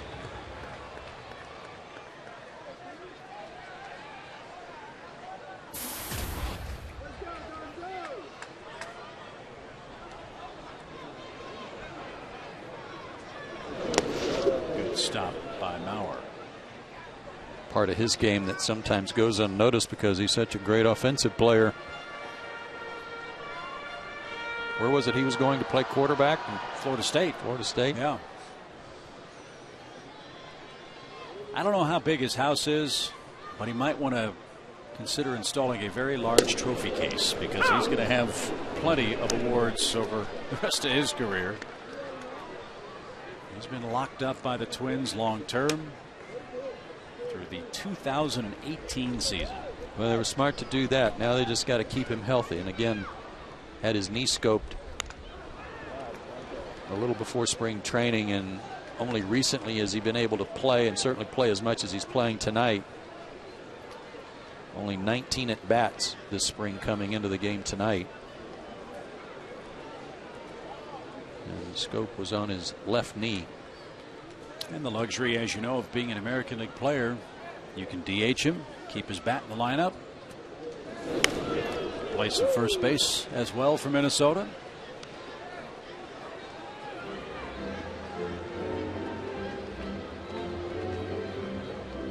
Dusty Hughes with a pretty good fastball, keeping it down.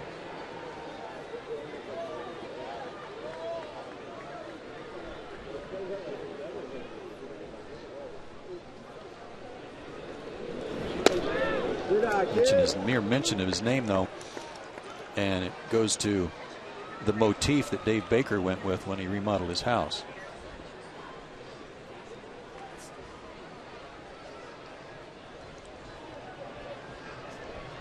2 balls, 2 strikes. Little dribbler slowly hit out towards second. That throw nearly handcuffed Morneau, but he hung with it. And that will retire the side. Dusty Hughes was effective in the 7th. Braves out of luck, down 2-0.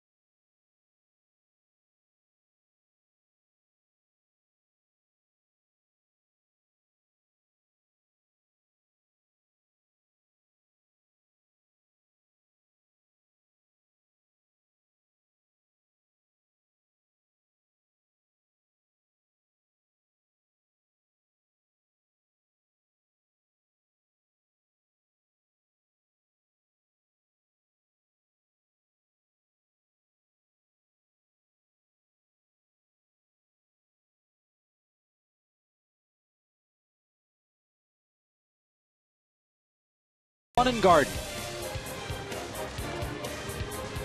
Through 7 in Atlanta. Twins by 2 over the Braves. And another biscuit for breakfast off the bat of that, man. We might have had a 2-2 game. You just missed, didn't you, Dan? Just missed it. Hit it a little too high. How's your spring gone? It's gone good. I really enjoyed, a new place to have it in Orlando. There was, just so many things to do there, and just meeting all the guys and getting to know them better, and just understanding how things go on over here. It was a lot of fun. What's it mean for a guy from Tennessee to be playing for the Atlanta Braves?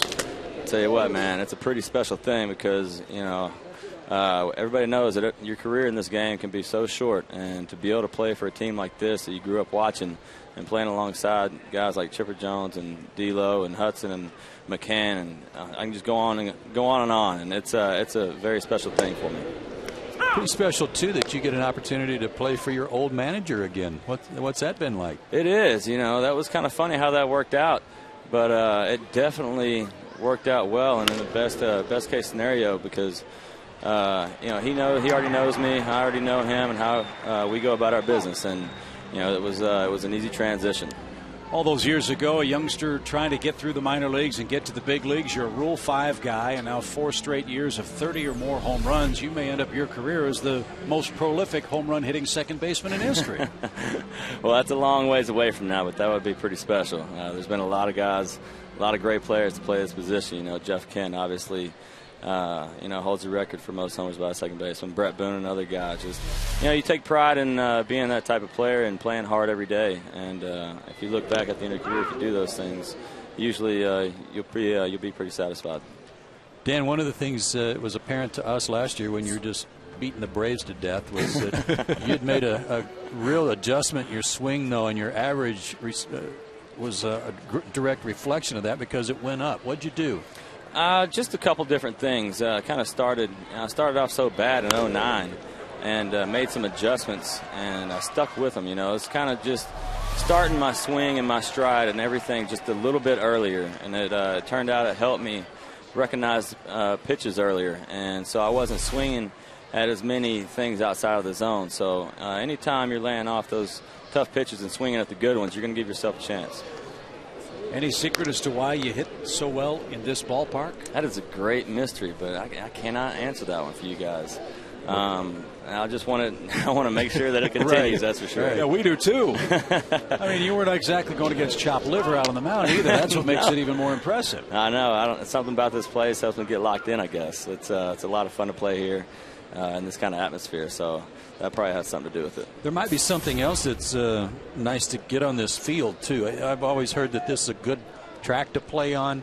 I've heard the opposite sometimes down in Florida. That field can get a little chopped up sometimes, especially late in the season from football. You find that to be the case? Oh, yeah. Well, I mean, you come to a place that's got a great baseball atmosphere with great fans.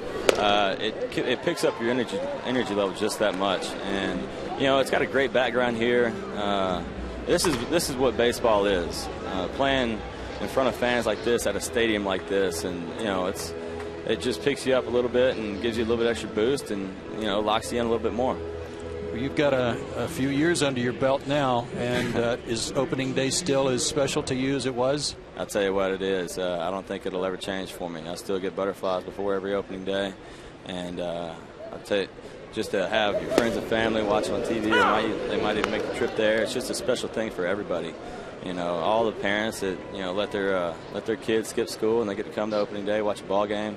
It's a special thing to me to be able to be a part of that. Well, Dan, we're delighted you're finally in Braves colors. We figure we've picked up 4 games in the standings just by getting you out of Florida. Yeah. And welcome. I appreciate it, guys. Right. Thanks a lot. We'll see you tomorrow. Good luck up in D.C. All right, thank you. That's Dan Uggla. That's Jason Repko, the hitter. 1 on, 1 out in the Minnesota 8th. Where's this guy been? Repko? Yeah. When in Cleveland? I was thinking he came up, though, as a big-time prospect with the Dodgers. And I know he had some injury problems early in his career.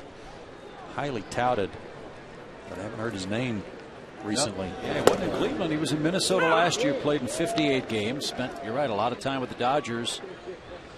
Had some hamstring problems. tore a hamstring trying to catch a fly ball in spring training of 2007.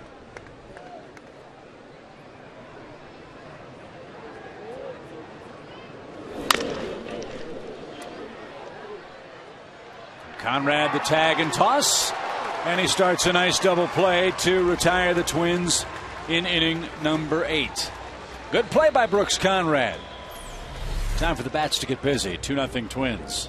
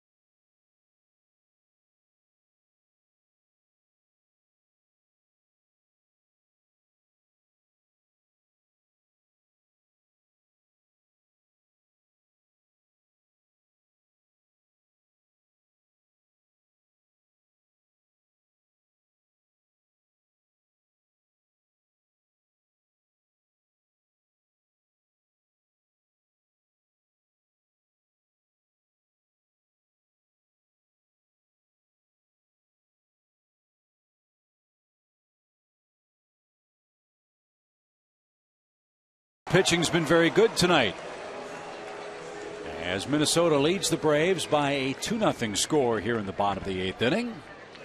And veteran left-hander Jose Mijares will now come on and pitch for Ron Gardenhire's club. And he'll face the lower portion of the order, starting with first baseman Freddie Freeman.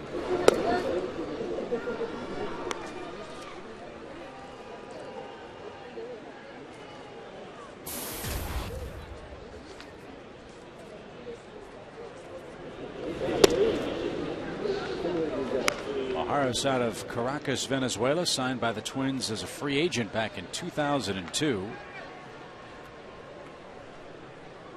Let's go, other Freddie.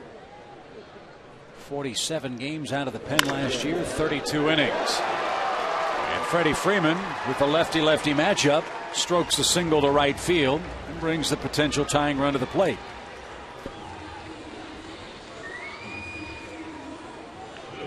Lefties, righties, makes no difference to Freddie. Very comfortable either way. Fastball turned on it. And he'll make way for Sean Bowman, who will pinch run for him.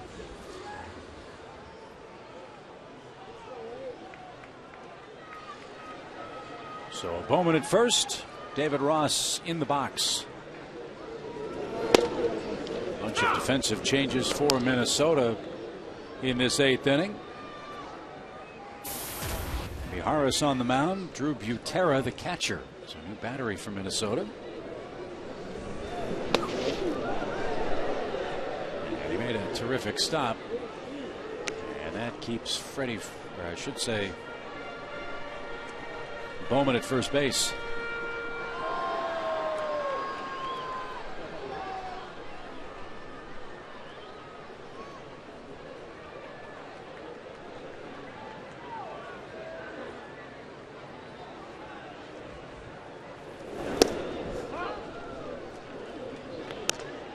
Braves and the Twins made a trade yesterday.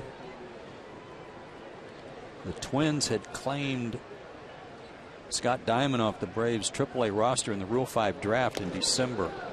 And what that means is when you claim a player in the Rule 5 draft, you've got to keep him on your team. Twins would have to keep Diamond on their club, or if he doesn't make the club, offer him back to the Braves. Well, they wanted to keep him. He didn't make the club for the Twins, but they still wanted him in their organization, so they had to work out a deal with the Braves, and in return, Atlanta took a great big hard throwing pitcher named Billy Bullock, 6'7", 250, who had some huge numbers, huge strikeout numbers last year in A-ball, and they're hoping for big things from him. Let's go, Ross. Give him a can and run for his money. 3 balls, 2 strikes to David Ross. Bowman leads from first. He took the place of Freddie Freeman, who's standing by with us downstairs. And Freddie always want to finish a ball game with a base hit. Nice knock to start the inning. Definitely. Finally hit a ball hard tonight. We got a good fastball to hit. Turned on it nicely. Yep. How's your spring? Spring's good so far. You know, feel real comfortable. He came in. The guys made me feel real comfortable with the position that I was in, and just made it a lot more easier to go out there and just play baseball and get ready for a season.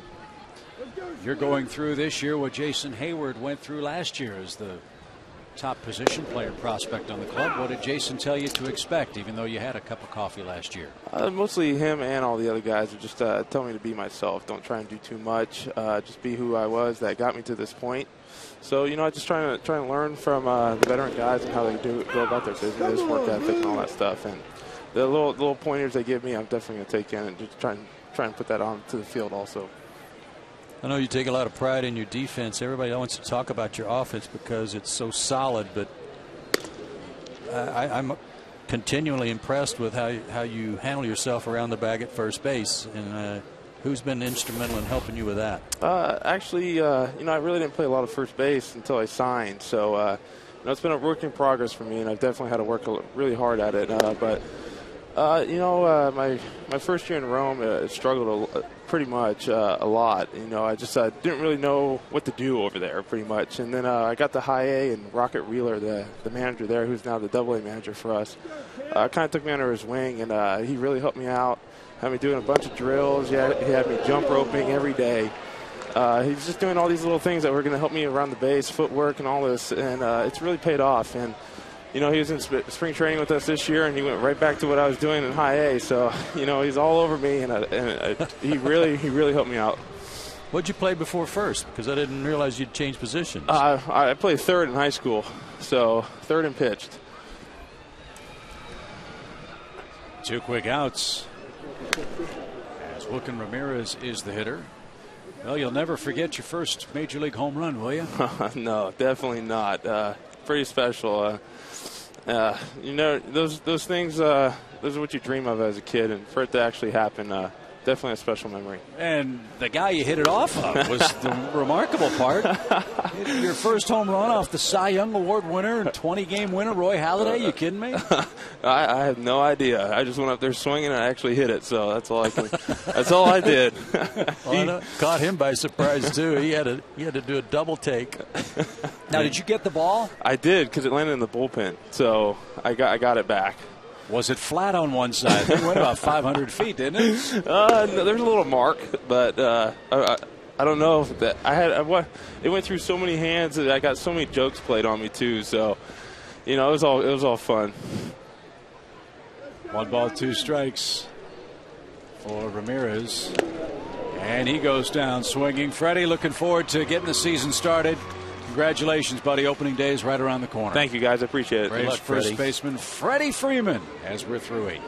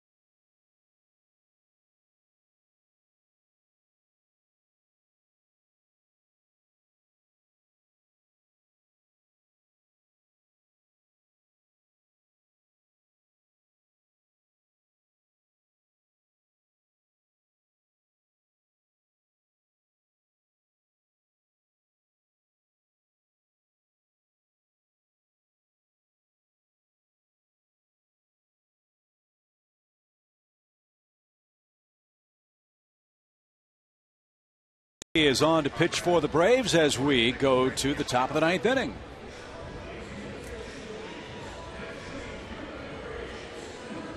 Craig got off to a little bit of a slow start this spring, was walking a few guys and a little bit all over the place, but didn't take him long to settle in and get back on track. He had a good spring, and as you see, was unbelievably good last year in his 21 games, especially after he came back for his second stint with the club and began to throw strikes.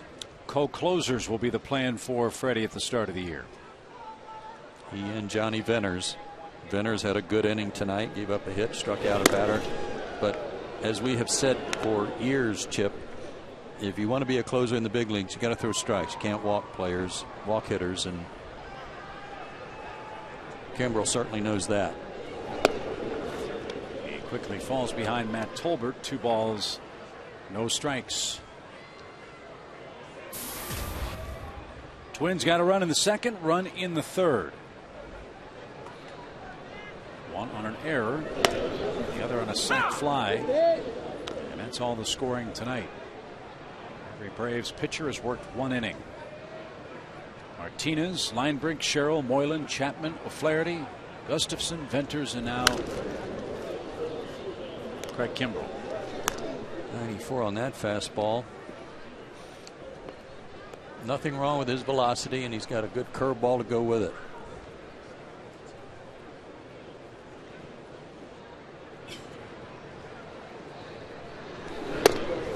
Powder River over the outside corner.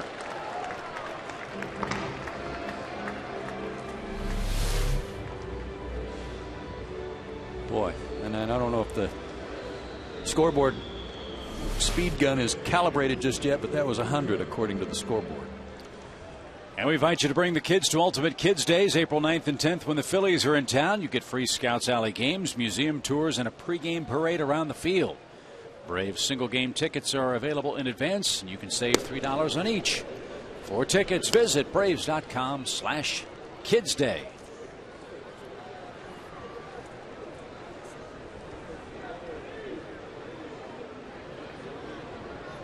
Drew Butera, the hitter. Son of Sweet Sal Butera, longtime professional catcher, big league catcher, now a scout.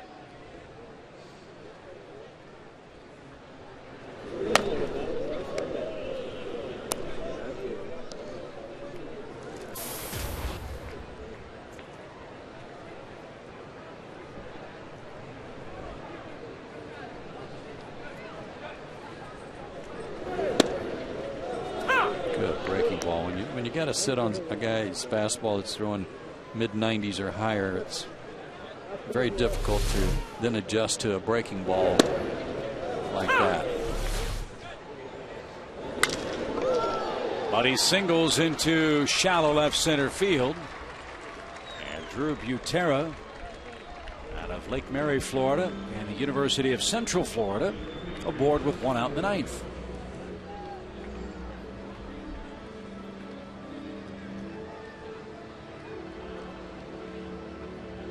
As you would expect, Morneau to stick around for every at bat he can get to try to get ready for opening day and at least try to prove to the doctors that he is ready to go. And again, if you don't know the story, Morneau played just 81 games last year after suffering a concussion, or before suffering a concussion, I should say. Twins sorely missed him.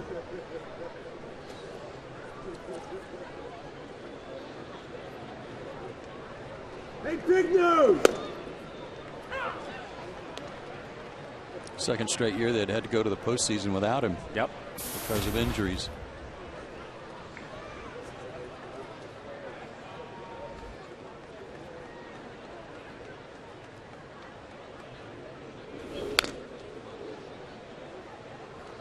The Twins have been able to earn an invite to the party, but they haven't been able to get a second dance. They've been knocked out in the first round a lot.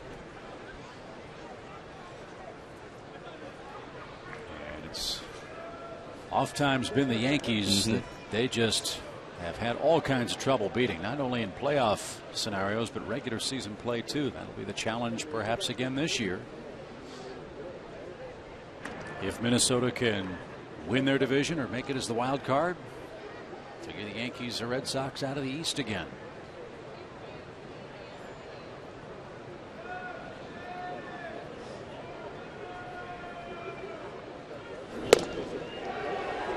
Little late. Yeah. And the radar gun is a little bit off. That pitch was clocked at 80 miles an hour. That's spring training for the radar gun, too. Very nice. Right now at FoxSportsSouth.com, see what goes on at Tim Hudson's annual Birdies in Baseball golf tournament. We can tell you one thing. Tim's been working on his golf game. It was all to benefit Children's Healthcare of Atlanta, so check it out at FoxSportsSouth.com.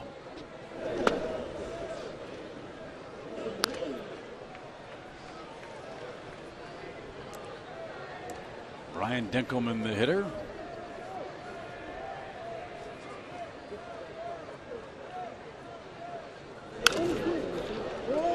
Popped up. And Bowman makes the play in foul ground, and that will retire the side. Kimbrel works a scoreless ninth. Braves last chance, down 2.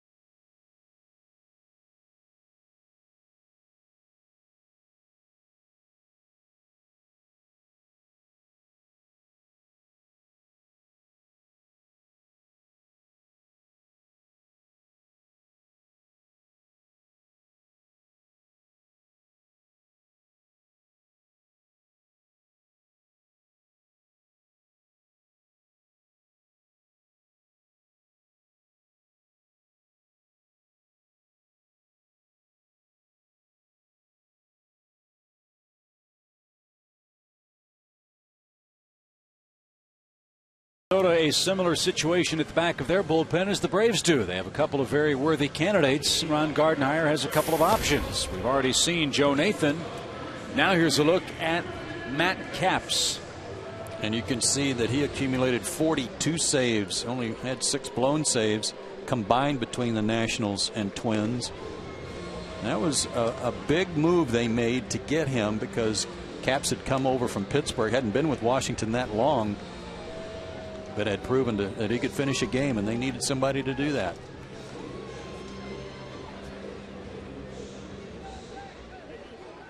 So Capps will start things off with Brandon Hicks, who had a terrific finish to his 2011 spring.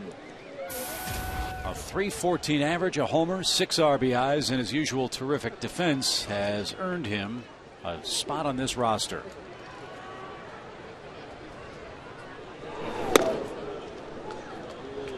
And wasn't that always the question about Brandon? Could he make enough consistent contact to play at this level? Yes, no doubt about his power. Can hit it out of sight.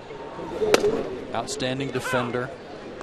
Just needed to make more contact, cut down on his strikeouts.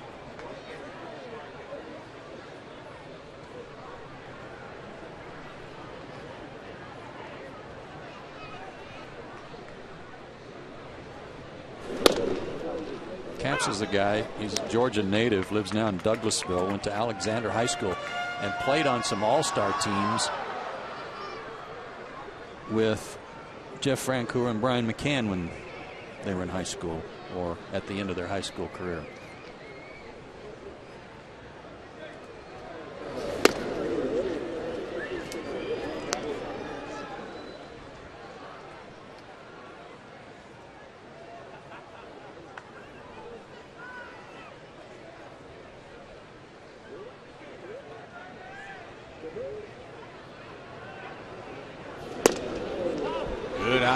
full count.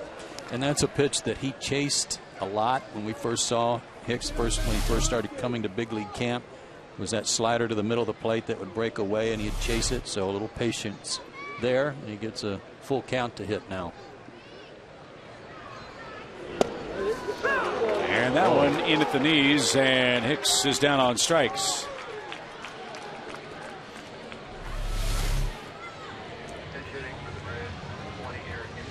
He got the benefit of the doubt there. A little low, but got the call from DJ Rayburn.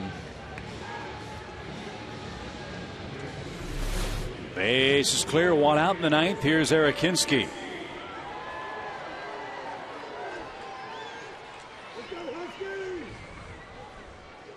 Jose Mahara struck out the side in the eighth inning.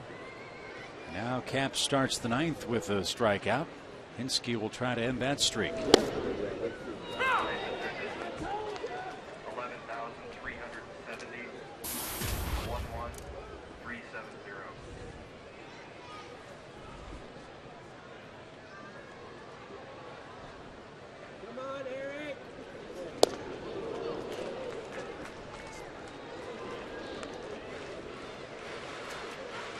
We were talking about that that special part of programming that we'll have during the course of the season with clinic type presentations from different players, and Eric Hinsky's one of those guys where we can try to get inside his head and his preparation as a pinch hitter and how hard it is and what he tries to do to prepare for it. Is there a tougher job in baseball than a guy like Hinsky and what they're expected or managers hoping they can do? Yeah, not from a position player standpoint, no. Got to stay ready, and you just don't know what part of the ball game you're going to typically get called.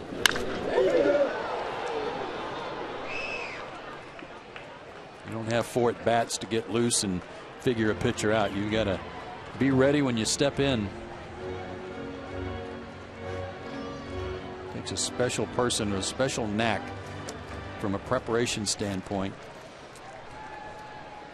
to know who's pitching, know what their strengths and weaknesses are, and be able to exploit it in usually game on the line type situations.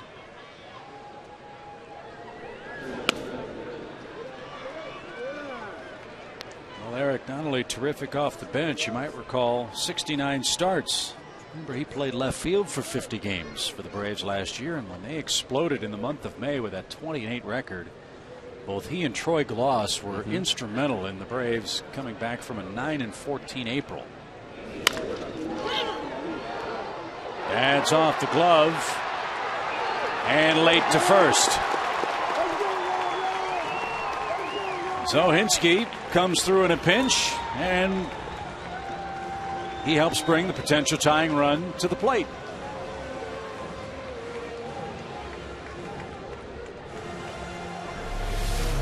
This would be an error on Morneau. Good hustle by Eric, too. He never quit running because Morneau did recover and make a play. Well, that's not Morneau. So apologies to Justin. But had Eric not been hustling, he wouldn't have been safe. So Hinsky is pitch run for. Brooks Conrad will hit. That's Chase Lambin that made the error.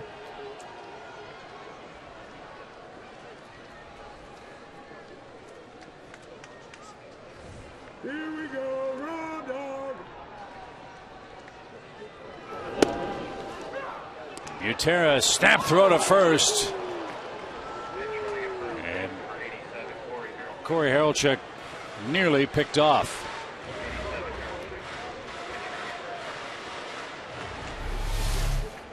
Well, the one thing you don't want to have happen when you are trying to rally in the ninth inning is get on the plane back to Orlando to minor league camp and say, how'd you do? And have to tell your pals you got picked off pinch running.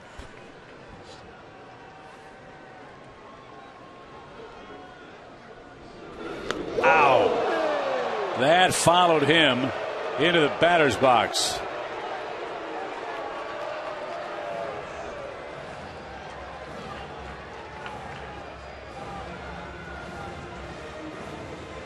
That will leave a mark.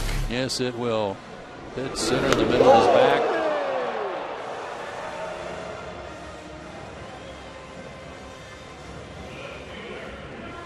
Right by the shoulder blade. So 2 are on, 1 out. Brooks didn't want to come out. Running at first base for Conrad, number 85, Mauro Gomez will run for Brooks at first. Harold Chuck at second. Yeah, he's shaking his head. Now I'm all right. But you know what? I mean, I'm sure he is, and they'll want to get some ice on that. But some of this, too, is Freddie Gonzalez trying to get some of these young guys in the game, too, that came up on the flight, give them a chance to play at Turner Field. Joe Mather will hit.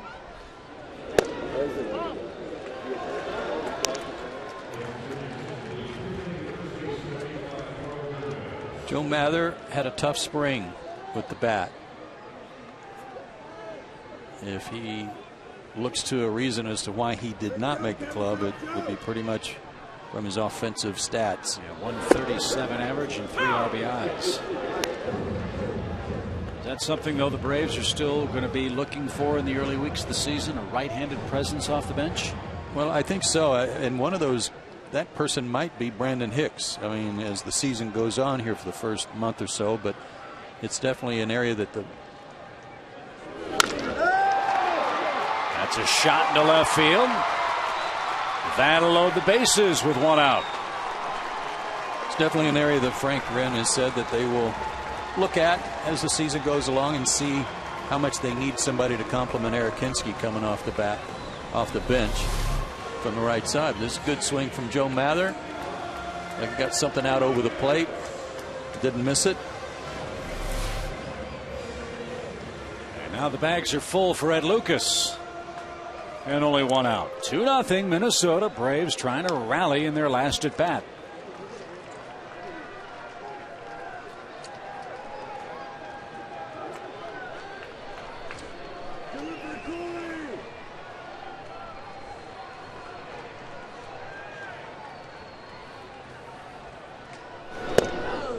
Likewise, Ed Lucas probably had the inside track in spring training early on to make the club as a utility player, because he was hitting and he was driving in. Yeah, he did go. He was driving in some runs early, and then his bat went cold, and Brandon Hicks' bat got hot.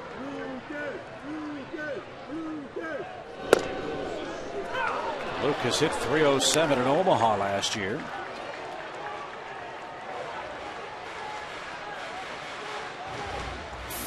Originally picked by the Royals in the 8th round of the draft 7 years ago. Braves signed him as a minor league free agent in mid-November.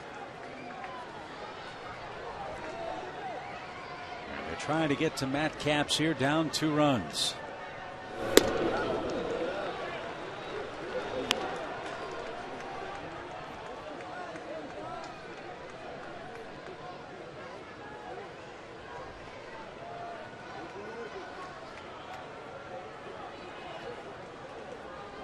Harold Chuck, Gomez, and Mather the runners.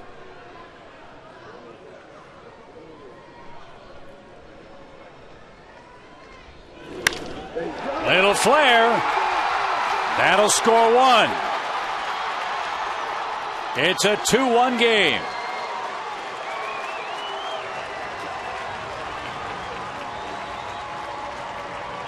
So the error in this inning has potentially opened the floodgates.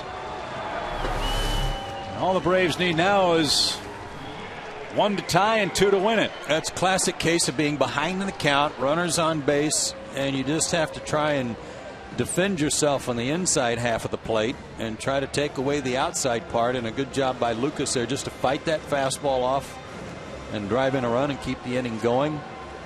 Rick Anderson's a pitching coach for the Twins. He's out to talk to Capps to make sure that he can finish this inning. They don't want him throwing too many pitches.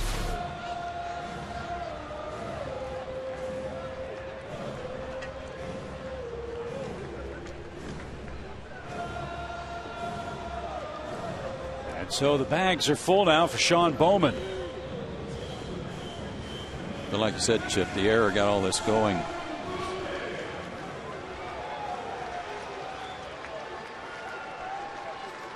Bowman out of New Westminster, British Columbia. Another free agent signee by the Braves.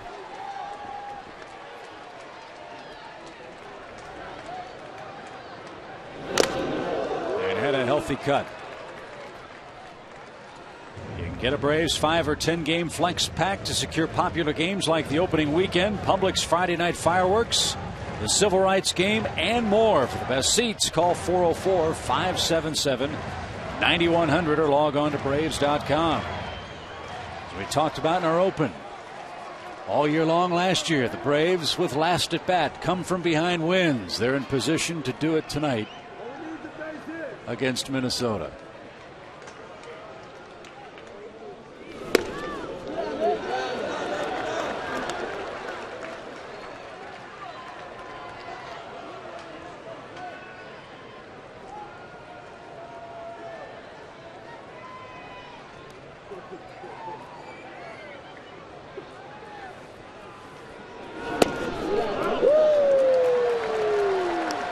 He's closing in on 30 pitches for this inning.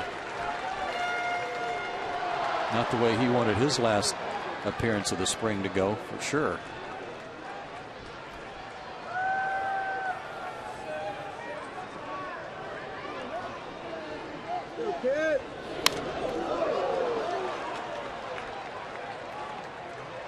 Good cut there by Bowman. Get a chance like this in a big league ballpark to leave a little impression with the major league manager. You sure want to try and take advantage of it. Make you feel good starting your season no matter what level you're at.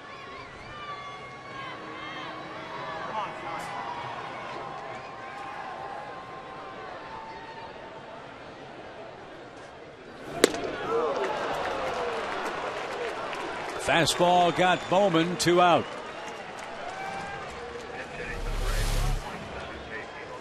And now it's J.C. Boscan who represents the final hope in a 2-1 game with the bases loaded. Went upstairs to get him 93 with the fastball.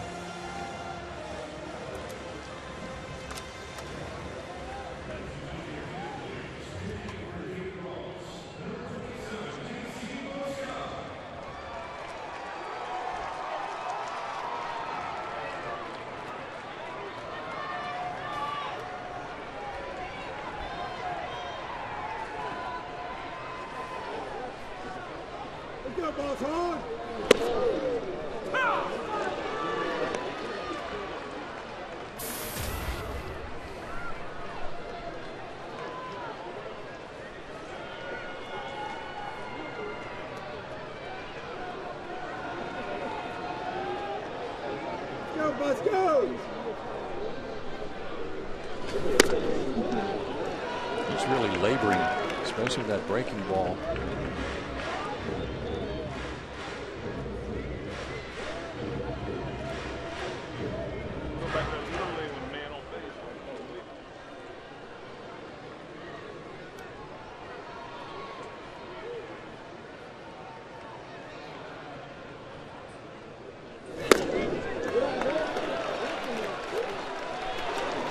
Two balls and a strike.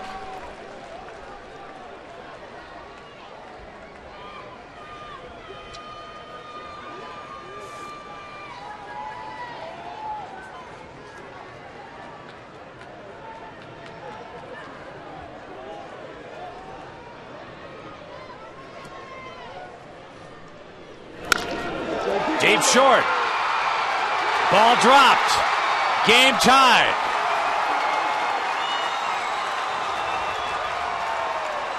An error and a hit batsman have accounted for the two Braves runs, and it's a 2-2 game. An infield hit from Boscan. The crazy thing is that Matt Capps hadn't given up anything all spring. And thanks to the error, it kind of opened up the floodgates for the Braves. But Capps coming into this game, 9 games, 9 1/3 innings, no runs allowed. No walks, 7 strikeouts. But that's going to do it for Matt Capps. His manager doesn't want him to throw too many pitches and bring in somebody else to try to finish this up and at least go to extra innings. So the Braves tie the game 2-2. Matt Capps is done, and we're back to Atlanta in a moment.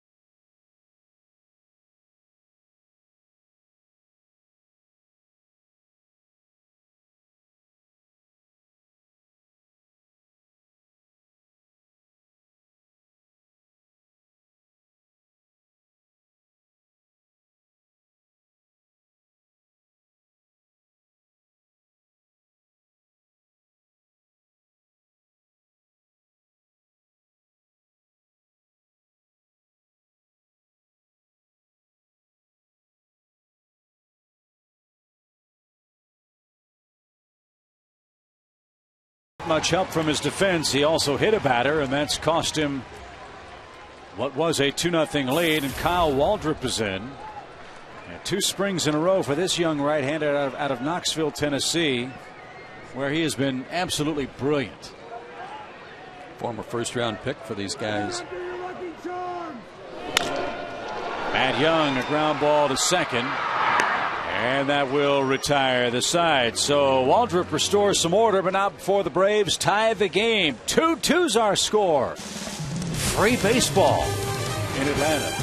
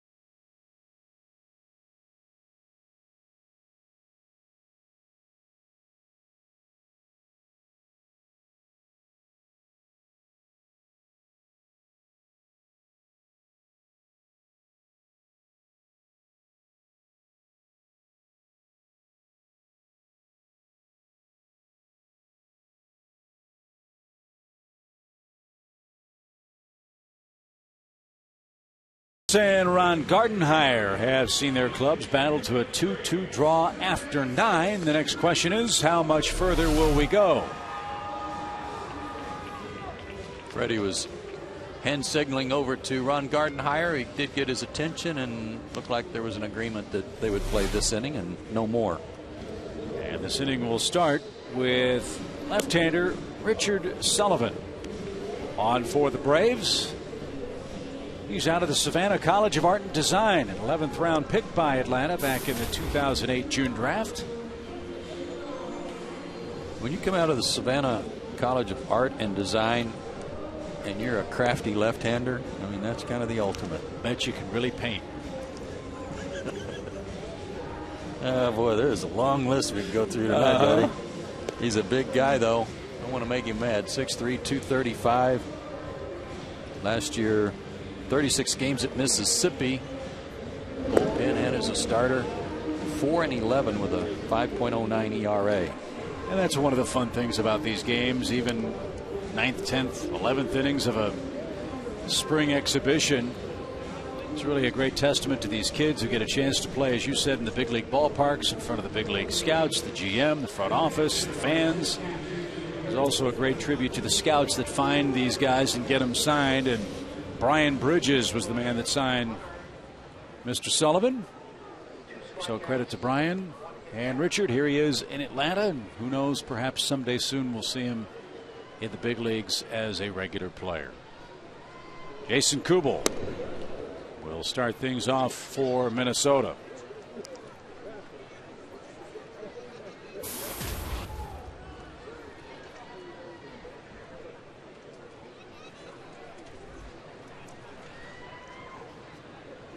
Looking through the Twins guide. Didn't realize this, but remember Chuck James? He was a non-roster invite by Minnesota. Was he really? Yep. Let's see if he got any games. Yeah, see how he did. It's in their media guide. He did. He got into 8 games this spring. And he picked up a couple of saves. He was 7 1/3 innings, 7 hits, 4 runs, all earned. No walks, 7 strikeouts. Maybe he's about to make it all the way back. Remember Chuck pitching for the Braves back in 2007. Won 11 games and started 30 times.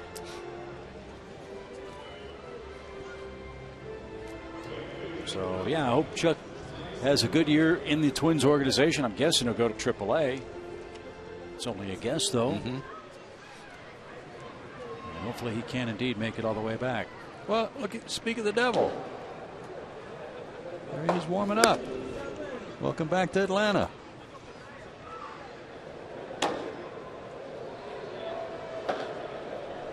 Michael Kadire, the hitter.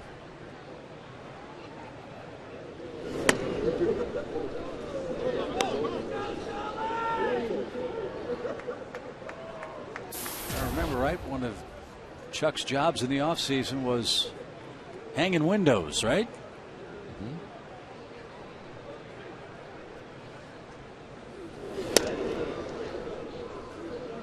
Just checking out Sullivan here and his delivery. Works out of the stretch.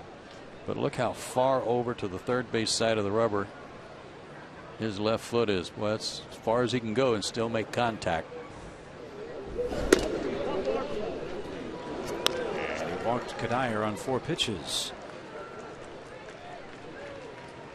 Trying to create a kind of a crossfire angle, I would guess, to what he figures to be mostly right-handed hitters that he'll see.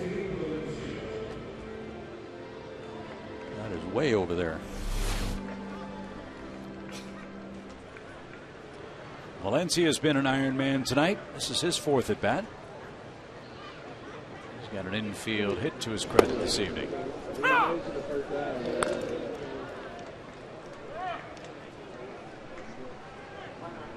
Same 2 teams here tomorrow afternoon. 12 o'clock is the start time. Then it's off to Washington.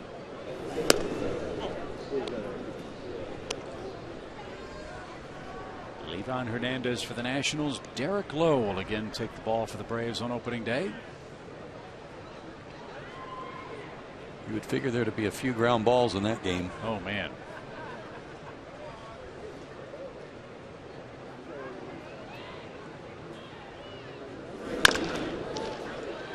To short. Can the Braves turn it? Yes, they can. Nice double play. Hicks to Lucas to Gomez, and the bottom of the 10th inning rolls around. Still a 2-2 game.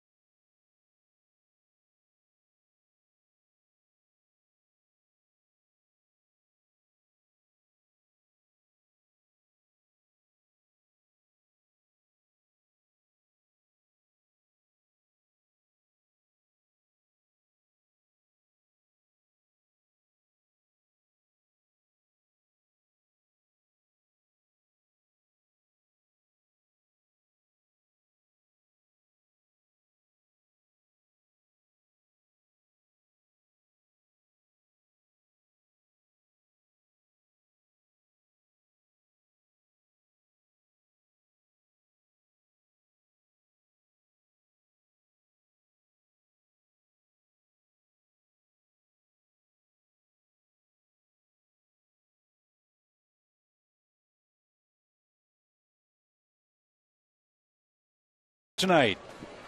Last chance for the Braves.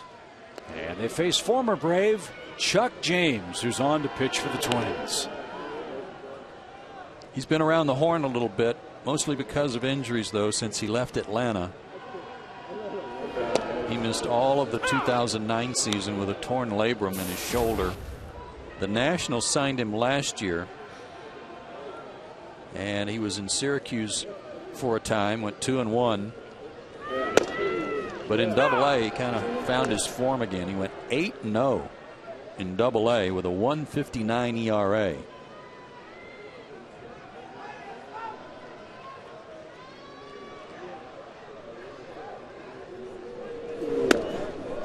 And in that work at Double-A, 45 innings, he only walked 7 batters and struck out 50. So a guy who in back-to-back years, as you mentioned, Chip, for the Braves, won 11 games. He might be close to returning to form. We wish him well. He's a good guy. And one of the many old sayings in baseball, if you're left-handed, you can pitch forever. I got a call from the Mets. Did you? And leadoff walk. Wilkin Ramirez aboard. That's the winning run. And here's Brandon Hicks.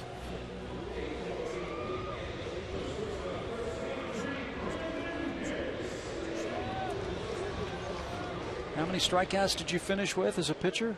1. Spike Owen. 96-mile-an-hour cutter. Pretty much. Too much for him to handle, whatever it was.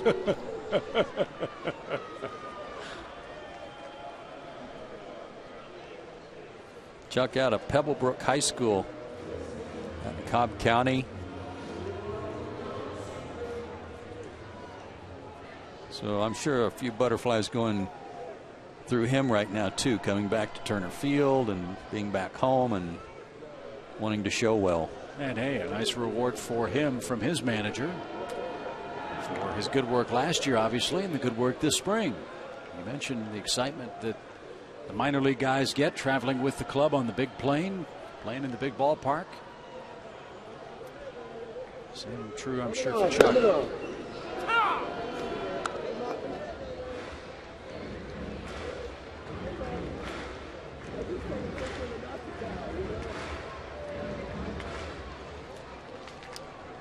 The scoreboard radar gun is not in midseason form,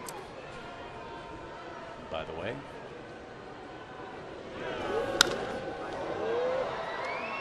The pitch before the pop-up was listed as 100 miles an hour.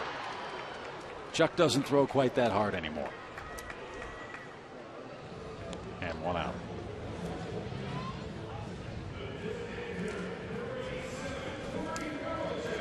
Here's Corey Harelchek. Braves didn't run a whole lot this spring. Only 11 stolen bases, but 5 of those belonged to Wilkin Ramirez at first base. Now lefty hitter up there, big hole right side. And the pride of Elon University, Corey Harelchek, stands in.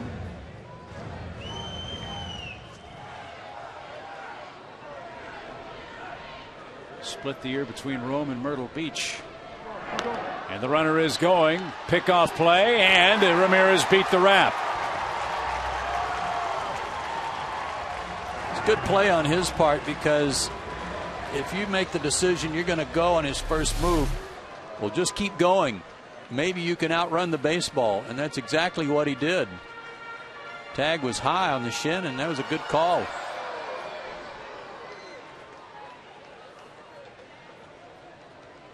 So it's a stolen base. A hit could win the game.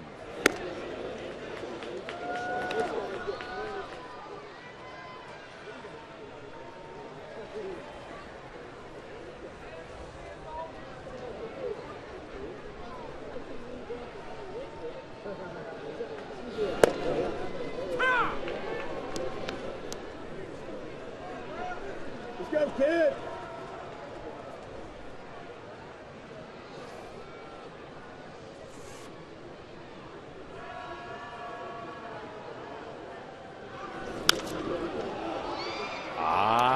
pop fly. Long run and left. Brian Dinkelman can't come up.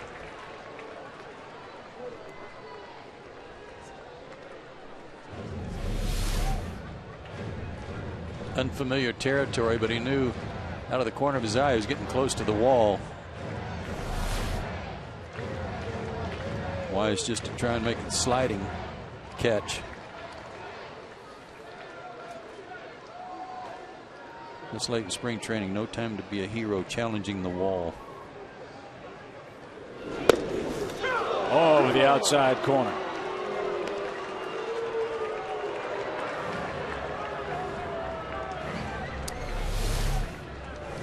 Like he, use your word a minute ago, painted on that outside corner.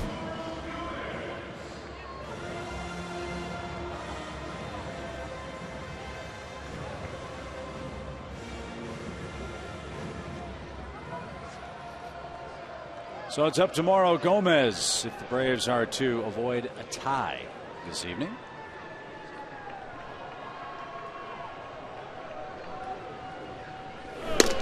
Showed you the shot a few moments ago. Freddie Gonzalez looking over at Ron Gardenhire. All 10 fingers up. We hope he meant just 10 innings, not 10 more. Yeah, that's what we're counting on. Yeah, well, that's right.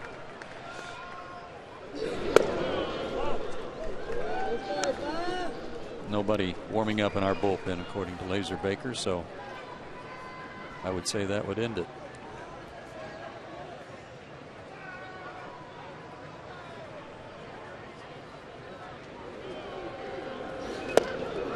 Good changeup from Chuck.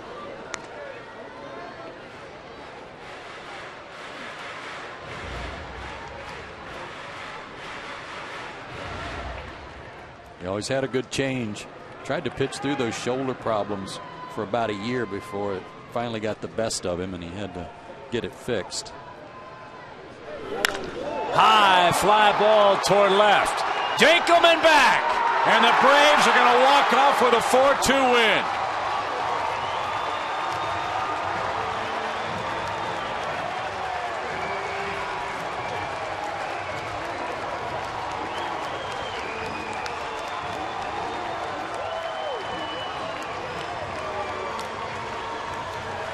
He'd only been in one game all spring and didn't have an at bat.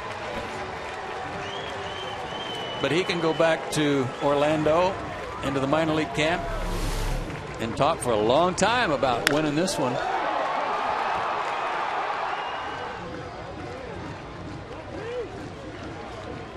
Mauro Gomez with a 2-run home run in the bottom of the 10th inning earns the Braves a 4-2 victory over the Minnesota Twins tonight.